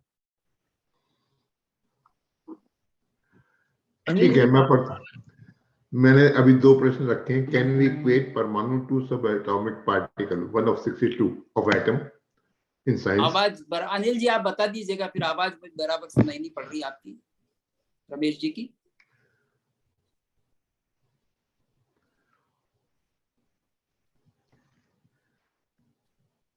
वापस बोल दीजिए या तो ठीक है, धीरे बोलिए। कैन वी, नहीं साइंस के लिए है ये।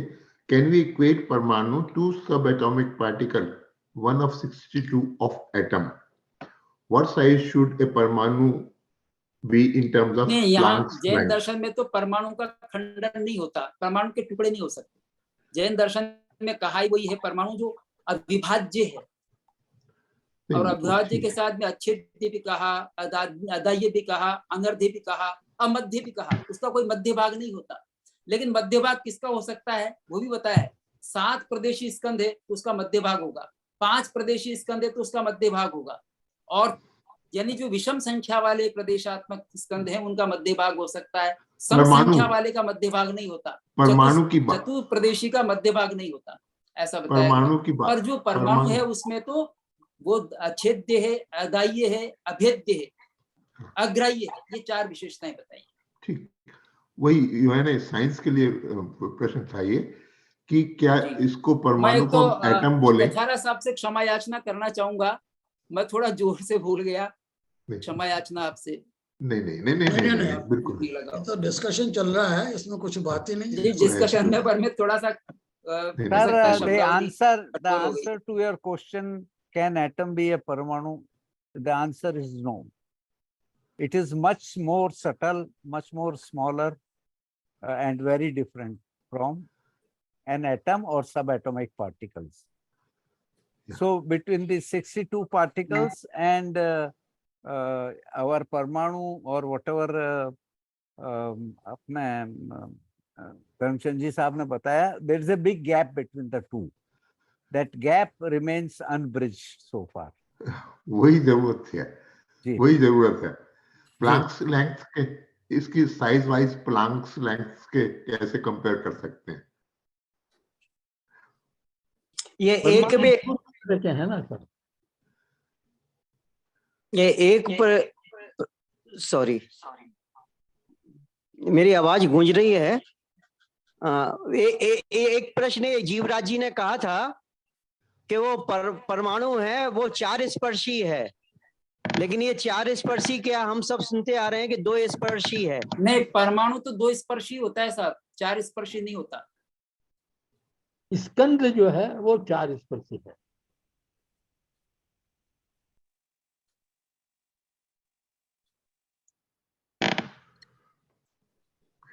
सर आपकी आवाज नहीं आ रही है, आप पूछिए भंडारी साहब।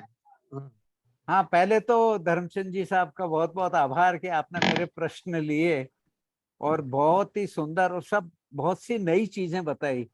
Actually with my limited knowledge मैं सोच रहा था कि इस डिस्कशन को कन्वर्ज कर सकते हैं, अपन कोई कंक्लूजन पे आ सकते हैं, पर आपने इतनी नई चीजें बताई, नया दृष्टिकोण दिया कि अभी ये थोड़ा डाइवर्ज ही हो रहा है कन्वर्ज की बजाय।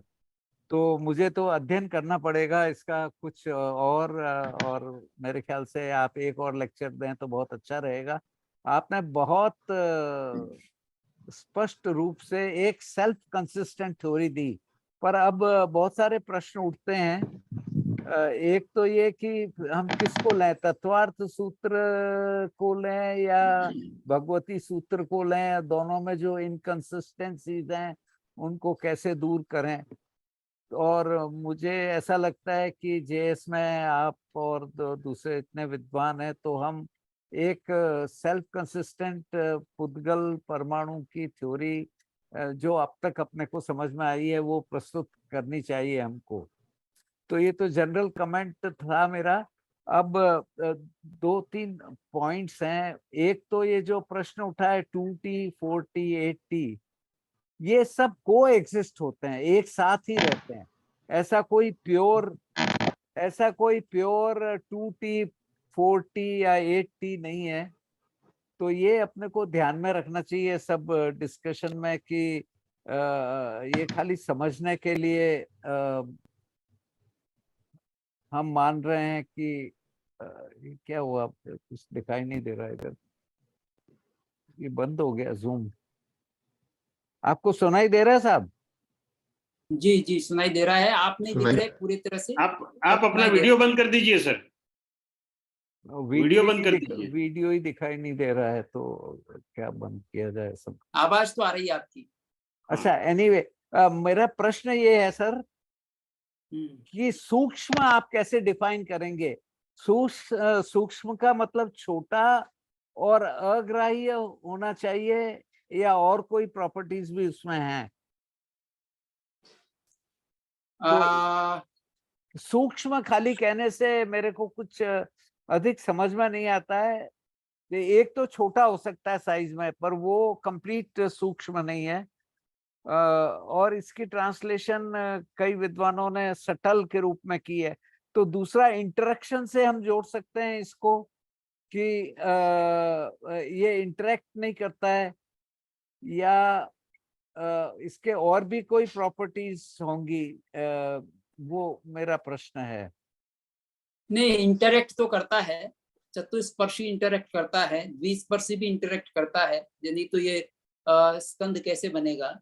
नहीं, द्विस्पर्शीय चतुर्स्पर्शीय से नहीं करता और चतुर्स्पर्शीय अष्टस्पर्शीय से नहीं करता, इसलिए हमको या हमारे कोई यंत्र इसको ग्रहण नहीं कर सकते, ऐसा मैं समझता था। तो इसके इस पर कुछ स्पष्टीकरण आप दें तो अच्छा रहेगा। देखिए, द्विप्रदेशी जो होता है, द्विस्पर्शी परमाणु होता है, और चतुस्पर्शी स्कंद है, अष्टस्पर्शी भी स्कंद है। तो जो चतुस्पर्शी स्कंद सूक्ष्म और बादर दो तरह का बता दिया गया है। तो सूक्ष्म और बादर में क्या अंतर करेंगे? तो सूक्ष्म तो दोनों वैसे तो हमारे लिए अदृश्य ही होते हैं, पर कदाचित बादर फिर भी दृश्य बन जाए, पर सूक्ष्म तो अदृश्य होता है, हम देख नहीं सकते उसको। सूक्ष्म को, बादर को देख सकते हैं, अगर उसका बादरपना थोड़ा स्थूल होगा तो हम देख सकते हैं, पर चतुस्पर्शी को फिर भी देखना मुश्किल है। अष्टस्पर्शी का व्यवहार हम करते हैं ज्यादातर, तो अष्टस्पर्शी हमारे व्यवहार में आता है, वो इंद्रिय द्वारा ग्राह्य होता है, बाकी इंद्रिय द्वारा ग्राह्य नहीं होता। पर ये आपने जो बात कही कि ये सब एक साथ रहते हैं, एक साथ रहते हैं कैसे? जैसे मान लीजिए एक स्कंद है, अब एक स्कंद में परमाणु भी हैं, ठीक है ना? तो एक स्कंद में तो परमाणु की प्रॉपर्टी भी है, और परमाणु में परमाणु की प्रॉपर्टी है। हर परमाणु में अगर परमाणु की प्रॉपर्टी मानेंगे तो उसमें वो दो स्पर्श वाला हो जाएगा परमाणु उसमें जो मौजूद है। लेकिन सबको मिलाकर अगर हम बात करेंगे तो वो चतुस्पर्शी भी हो सकता है, नहीं चतुस्पर्शी भी हो सकता है, और अगर और मिला देंगे तो अष्टस्पर्शी भी हो सकता है। और उसमें फिर हमको ये वर्गीकरण करना पड़ेगा कि ये कथन किस अपेक्षा से किया जा रहा है। अगर परमाणु की अपेक्षा से, उसमें विद्यमान परमाणु की अपेक्षा से कहेंगे तो द्विस्पर्शी परमाणु का धर्म उसमें मान सकते हैं। लेकिन पूरे स्कंद की चर्चा कर रहे हैं तो उसको द्विस्पर्शी नहीं कह सकते, पूरे स्कंद की अपेक्षा से तो वो चतुस्पर्शी या अष्टस्पर्शी होगा, अगर हमने परमाणु शब्द का प्रयोग नहीं किया। सर वो टूटते रहते हैं और जुड़ते रहते हैं, ऐसा मैं मानता हूँ। टूटना छूटना चलता रहता है, टूटना छूटना मिलना इक्विलिब्रियम रहता है उनमें।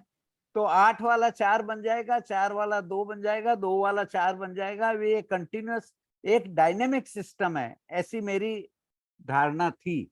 अपन जब डिस्कस करते हैं तो अपन इनको अलग अलग मानते हैं कि ये 2T है, ये 4T है, ये 8T है, पर ब्रह्मांड में ये सब एक साथ को एग्जिस्ट करते हैं। ये प्रश्न मेरा ये है। नहीं, कोई एग्जिस्ट तो करते हैं, कोई एग्जिस्ट तो करते ही हैं, सभी करते हैं। कोई जीव भी कर रहा है, पुद्गल भी कर रहा है, तो सभी कोई एग्जिस्ट तो कर ही रहे हैं, सह अस्तित्व तो सबका है। पर जैसे इसको अगर मैं अंगुली को कहूं तो अंगुली को कितना स्पर्श वाला कहूंगा, ये प्रश्न है।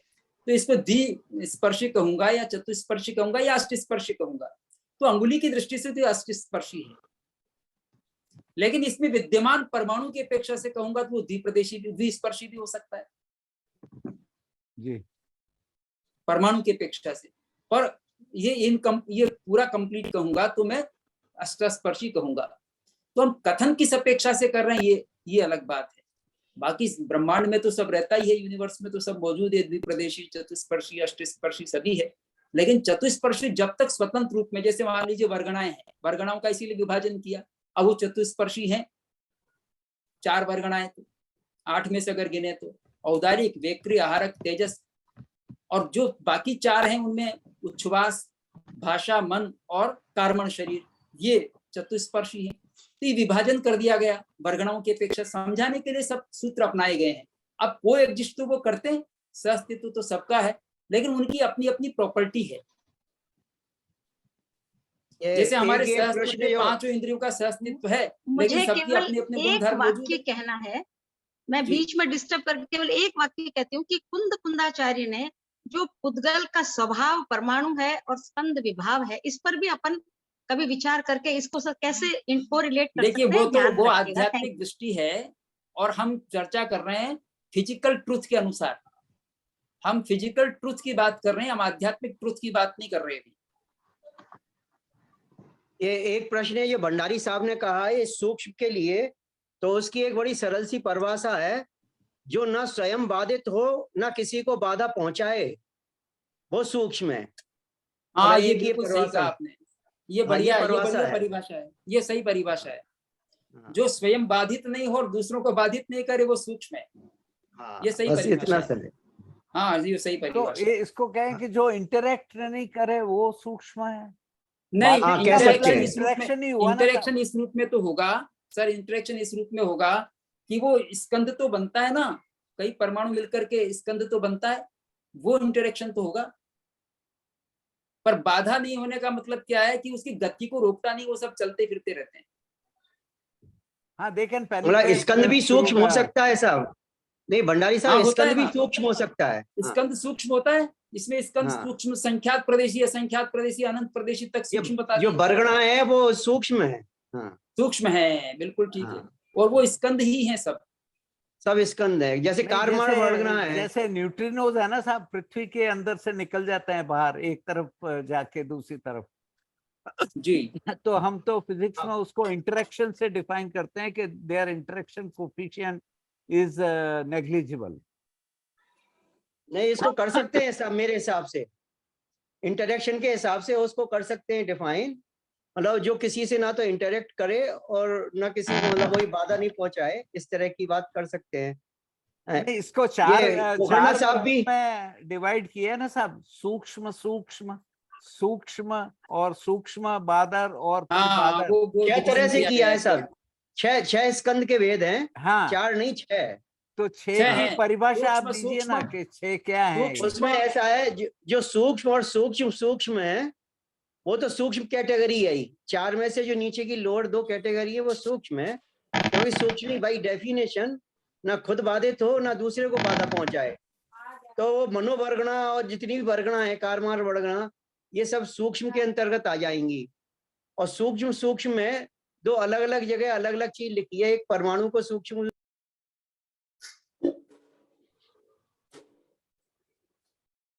आवाज बंद हो गई अनिल जी। सॉरी साहब, सॉरी, मैं आज मेरे प्रॉब्लम है कंप्यूटर में कुछ। तो उसमें मैं ये कह रहा था कि जहां पर 2 परमाणु मिल जाते हैं वो तो सूक्ष्म वाली कैटेगरी लोएस्ट। लेकिन जब वर्गणाओं की बात आती है, कार्मार वर्गणा वगैरह, वो सूक्ष्म की कैटेगरी में गिना गया है उन्हें। तो इस तरह से तो ये है मेरे हिसाब से। तो हाँ, नहीं सही है। जो स्थूल है ना, वो जैसे हमारे लकड़ी है, पत्थर है, ये जो बाहर की चीजें दिखती है स्थूल है। जल आदि जो स्थूल हैं, और जो उसमें सूक्ष्म स्थूल, और इस तरह से 6 कैटेगरी बन जाएगी। तो समझाने के लिए अलग अलग उपाय बताए गए हैं सब। नहीं, पर it is nothing to do with size only. Size is only one aspect, और भी कोई उसके प्रॉपर्टीज होंगे, ये पूछ रहा था मैं। ये पोखरना साहब, हाँ बोलिए। मैं पहले क्षमा चाहता हूँ कि मैं बहुत लेट ज्वाइन किया, लेकिन जो लास्ट के थ्रेड थे वो थोड़े पिकअप किया है। मैं इस पे आने के पहले एक सूचना देना चाहूंगा कि जैसा आपको पता है, जैन अकेडमी ऑफ स्कॉलर और doctor D S Kothari institute मिलकर के एक इंटरनेशनल कॉन्फ्रेंस कर रहे हैं 22, 23 और 24 अप्रैल को उदयपुर में होगी वो, और उसका शीर्षक है international conference to sustain the mother earth. तो उसके ऊपर आप सब आमंत्रित हैं और आप उसमें ज्वाइन करिए और आप उसमें रजिस्टर्ड करिए, और जो बाहर के लोग हैं वो ज्वाइन करिए। क्या है कि जैन धर्म और विज्ञान दोनों के समन्वय की बात की गई और क्या एप्लीकेशंस है समन्वय सेंस में कि जैन धर्म से पृथ्वी के विनाश को कैसे बचाया जा सकता है, मतलब इसके ऊपर काफी चर्चा होगी। इसमें इसरो के 7-8 साइंटिस्ट आ रहे हैं जो मतलब कितनी सीरियस है ये सिचुएशन, ये स्थिति कितनी खराब है, मतलब उसके बारे में बहुत डिटेल में बताएंगे। और दूसरी तरफ जैन स्कॉलर्स भी हैं, तो उसमें है जो हिंदू स्कॉलर्स भी हैं, वो कहेंगे कि वेद और अपने आगम इसके जो ज्ञान है उस ज्ञान से हम कैसे पृथ्वी को बचा सकते हैं, मतलब इसके ऊपर काफी अच्छे पेपर आए हैं। काफी ये अनुरोध करना चाहूंगा कि आप इसको अटेंड करें, और उदयपुर पधारें तो बहुत अच्छा रहेगा। वो पधारो हमारे देश, तो वो बहुत आपका स्वागत है। और इसके बारे में इंफॉर्मेशन मैं भी वापस रख दूंगा ग्रुप के अंदर। अच्छा, अभी ये जो चर्चा चल रही है इसमें 2-3 फंडामेंटल क्वेश्चन है। एक तो जो रमेश भाई ने जो पूछा था कि परमाणु और इसका कोई इक्विवेलेंट है क्या, मतलब विज्ञान के अंदर। तो मेरा ऐसा मानना है कि जो परमाणु की परिभाषा जैन शास्त्रों में दी गई है उससे थोड़ा सा मिलता जुलता कंसेप्ट एक रिचर्ड फेनमैन है, उन्होंने दिया था, और उसको कहा था, उस पार्टिकल को कहा था उन्होंने पार्टोन। ये पार्टोन प्रोटॉन नहीं है, मतलब प्रोटॉन से अलग एक पार्टिकल है जिसका नाम है पार्टोन, और वो उन्होंने क्वांटम फील्ड थ्योरी डेवलप करने के लिए एक कंसेप्ट डिफाइन किया था। और जो पार्टोन है वो पार्टोन क्या है, तो पार्टोन वो कहते हैं कि it is a point like particle in momentum space. तो पॉइंट लाइक पार्टिकल मतलब जो अपना परमाणु है वो भी एक पॉइंट लाइक एंटिटी है, मतलब। और ये क्या है कि मतलब but it is momentum space, वो ऑर्डिनरी स्पेशल स्पेस में नहीं है। तो उसका मोमेंटम स्पेस में होना पॉइंट लाइक पार्टिकल, मतलब उसका जो वाइब्रेशंस है it is almost negligible but there some vibration is there, मतलब। तो जस्ट मैंने कहा कि एनालॉजी इसमें है, मतलब ऐसा नहीं कि एनालॉजी नहीं है, मतलब ऐसा मेरा मानना है। दूसरा एक फंडामेंटल क्वेश्चन है, मतलब कि अगर हम क्वांटम मैकेनिक्स की बात करें तो क्वांटम मैकेनिक्स में जो मैटर है वो वेव भी है और पार्टिकल भी है, तो दोनों रूप हैं उसके अंदर। तो अपने जैन धर्म के अंदर जो फोकस है वो फोकस क्या है कि ज्यादा मतलब पार्टिकल एस्पेक्ट पे है, परमाणु एस्पेक्ट पे है। तो क्या हम कह सकते हैं कि जैन धर्म के हिसाब से क्वांटम मैकेनिक्स का कोई उसमें विवरण नहीं है, क्या हम ऐसा कह सकते हैं? ये एक बहुत बड़ा प्रश्न है जिस पे चर्चा होनी चाहिए। दूसरा मेरा ऐसा मानना है, मतलब कि पार्टिकल होते हैं जैसे एक छर्रा होता है, छर्रे की तरह हाईली लोकलाइज, और पूरा मैटर उसमें कंडेंस कंसंट्रेट होता है, मतलब।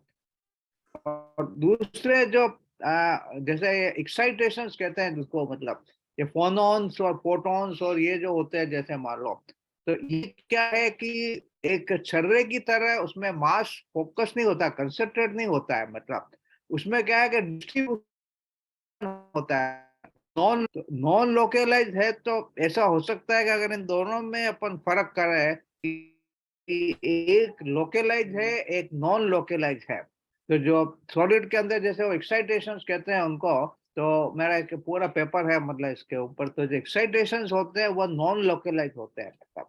तो ये जो इसमें जो कह रहे हैं, जो अंतर कर रहे हैं कि ये अपने वर्गना है जैसे फॉर एग्जांपल, या कर्म है फॉर एग्जांपल, मेरे को ऐसा लगता है कि इसको ऊपर भी अपने को फोकस करना चाहिए। जो नॉन लोकल पार्टिकल्स अगर हैं तो वो लोकल से बिल्कुल अलग होंगे, ये पक्की बात है, मतलब। तो फर्स्ट लेवल पे अपन एक डिस्टिंक्शन कर सकते हैं इन दो एंटिटीज से, मतलब इसके ऊपर भी अपने को थोड़ा सा है जो वो ये मतलब विचार करना चाहिए, मतलब। तो बहुत बहुत धन्यवाद। दूसरा सॉरी, एक और ऐड करना चाहूंगा कि जो नॉन लोकलाइज एक्साइटेशंस है, तो जैसे अघातिक और घातिक कर्म होते हैं, मेरा एक मतलब कंसेप्ट ये भी है कि जो घातिक कर्म है वो नॉन लोकलाइज है और जो अघातिक है ऑपरेट किया जा सकता है आराम से, इसलिए वो घातिक है, तो वो लोकलाइज है। पर जो घातिक है वो है जो वो मतलब नॉन लोकलाइज होंगे, उनको है जो उनसे बाहर निकलना मतलब इजी नहीं, क्योंकि उधर करोगे चेंज तो इधर चेंज हो जाएगा, इधर चेंज करोगे उधर चेंज हो जाएगा। तो ये एक फर्स्ट लेवल साइंस के थ्रू अपन इस कंसेप्ट को मतलब समझने का प्रयास किया है। बहुत बहुत धन्यवाद। बहुत बहुत धन्यवाद साहब। तो साहब आज का वो यहीं पर अपना समाप्त करते हैं, समय हो रहा है। भंडारी साहब आप धन्यवाद ज्ञापन के साथ में साहब इसको समापन करवाइए। सब बहुत ही सुंदर व्याख्यान दिया, इतना क्लैरिटी और इतनी नई चीजें बताई। एक्चुअली पहले पढ़ने में नहीं आई थी ये सब, और कई नए कंसेप्ट्स भी हैं प्रदेश के बारे में, और जो आपने पूरी विवेचन करके बताया 1 2 से लगा के 10T तक, मैंने 8T तक और 10 प्रदेशी तक, ये सब समझना पड़ेगा। तो मैं बहुत बहुत जेएस की ओर से, जेएस की ओर से तो क्या दें, आप हमारे गाइड हैं यहाँ पर जेएस के, पर आपने जो ज्ञान शेयर किया उसके लिए मैं आभार व्यक्त करता हूँ। और कहना चाहूँगा कि आप एक लेक्चर और लें और बीच में हम सब ये पढ़ के आएंगे, कुछ होमवर्क करके आएंगे तो थोड़ी क्लैरिटी आएगी। पर मेरा ऐसा मानना है कि JS should be able to converge on one model. ये अब थोड़ा कंफ्यूजन हो गया कि इसको माने कि उसको माने, कि कंटेक्सचुअल ये सही है वो सही है, पर एक जैसे फिजिक्स में एक थ्योरी होती है जो सब मानते हैं, इस प्रकार जो मैटर है it is a subject of physics. तो ये जो हमको भेद नजर आ रहा है ना साहब, उसके पीछे कोई अपेक्षा रही होगी, कोई अपेक्षा रही होगी, बाकी कथन तो नहीं। ये बहुत से फंडामेंटल प्रॉब्लम्स हैं साहब, जैसे परमाणु जो हैं वो नॉन एंटिटी हैं, मतलब डायमेंशनलेस हैं, फिर उनमें गंध रस और ये सब कैसे आ सकते हैं? क्योंकि गंध रस के प्रॉपर्टी तो इसके बड़े नहीं, इसमें मॉलिक्यूल्स क्या है होते भंडारी हैं। साहब, एक प्रदेशी को अप्रदेशी कहा है, परमाणु को अप्रदेशी एक प्रदेशी की अपेक्षा से कहा है, उसमें और अवयव नहीं है ना, अवयव नहीं होने से एक प्रदेश तो उसमें रहता ही है, उतनी जगह तो वो घेरता ही है, परमाणु जगह तो घेरता ही है, वो एक प्रदेशी है, एक प्रदेशी होने से उसको अप्रदेशी, उसका कोई अवयव नहीं है। और द्विप्रदेशी कहते हैं अवयव का कॉन्सेप्ट आ जाता है, इसलिए द्विप्रदेशी त्रिप्रदेशी आदि का कथन कर दिया, उसका कोई अंश और नहीं बनता ना, इसलिए अप्रदेशी और एक प्रदेशी एक ही चीज है, और वो स्वयं तो एक प्रदेशी होता ही है। नहीं, अप्रदेशी और उसका एक अवयव नहीं होने से उसको अप्रदेशी कहा है, यानी वो स्वयं जगह तो घेरता ही, ऐसा नहीं कि नहीं घेरता। नहीं, जगह तो नहीं घेरता, वो प्रदेश अलग हैं स्पेस के, और परमाणु के प्रदेश अलग हैं मेरे ख्याल से, ऐसा कुछ। हाँ वो तो ठीक है, वो तो ठीक है, लेकिन प्रदेश की बात कब करेंगे, जैसे ये वस्तु है, इसके प्रदेश हो सकते हैं 1 2 3 4 5 अनंत प्रदेश हो सकते हैं, असंख्यात प्रदेश हो सकते हैं, जो भी है इसके प्रदेश हो सकते हैं, इसके प्रदेश हो सकते हैं, लेकिन परमाणु में प्रदेश की संख्या कैसे करेंगे? परमाणु अपने आप में एक ही प्रदेश है, उसके अवयव नहीं हो सकते, इसलिए इसमें अप्रदेशी कह दिया है, बाकी वो जगह तो घेरता ही है परमाणु भी। ठीक है, हम थोड़ा होमवर्क करके, थोड़ा अध्ययन करके, आपके लेक्चर का ये रिकॉर्डिंग मेरे पास उपलब्ध है, करके हम फिर दोबारा आएंगे और निवेदन करेंगे आपको कि आप कम से कम एक लेक्चर और लें, और इसको और भी हमारी हाँ, इसमें और कोई प्रश्न होंगे तो उनका भी समावेश कर लेंगे। आपके भी 2-3 प्रश्न इसमें बकाया हैं, उनकी चर्चा नहीं हो पाई, वो भी फिर समय रहते करेंगे, क्योंकि वो केवल इन चीज से संबंधित नहीं था। जी, thank you sir for taking my question. चलिए साहब, बहुत बढ़िया, बहुत बहुत धन्यवाद। तो अभी जिनवाणी स्थिति कर लेते हैं और उसके बाद ये कोई और अनाउंसमेंट तो नहीं है साहब? नहीं तो फिर हम आज समापन करते हैं। अभी कमिंग ट्यूसडे को डॉक्टर वर्षा जी का लेक्चर है। अच्छा, ठीक, हाँ, चलिए तो जिनवाणी स्थिति स्थान खाली हो तब मुझे बता दीजिएगा, एक और कर लेंगे जी, जब जगह खाली हो जी, ठीक है, तो बता दीजिएगा। पूर्वी जी आप देख लें। मंगवाए थे जी वो क्या प्रोसीडिंग्स निकल रही है उनकी? पूर्वी क्या जी क्या सर? आपने लेख इनवाइट किए थे भेजने के लिए, उसकी क्या प्रोसीडिंग्स निकल रही है? जी हाँ, एक एक कल इश्यू हाँ। निकाल रहे हैं प्रोसीडिंग्स का पुद्गल पर। हाँ पुद्गल पर जी ठीक है साहब, ये आप सब जिनवाड़ी स्तुति करते हैं। जी जा वाणी के ज्ञान से सूझे लोकालोक, सो वाणी मस्तक नमो सदा देत हो दोग जय जोड़ी माता की जय। चलो सब सबों को सादर जय जिनेंद्र, नमस्कार। थैंक यू सर, बहुत ही अच्छा रहा साहब ये RTM बहुत उत्तम रहा। Thank you very much. Thank you very much. Thank you sir, सबको धन्यवाद। बहुत बहुत जय जिनेंद्र, थैंक यू।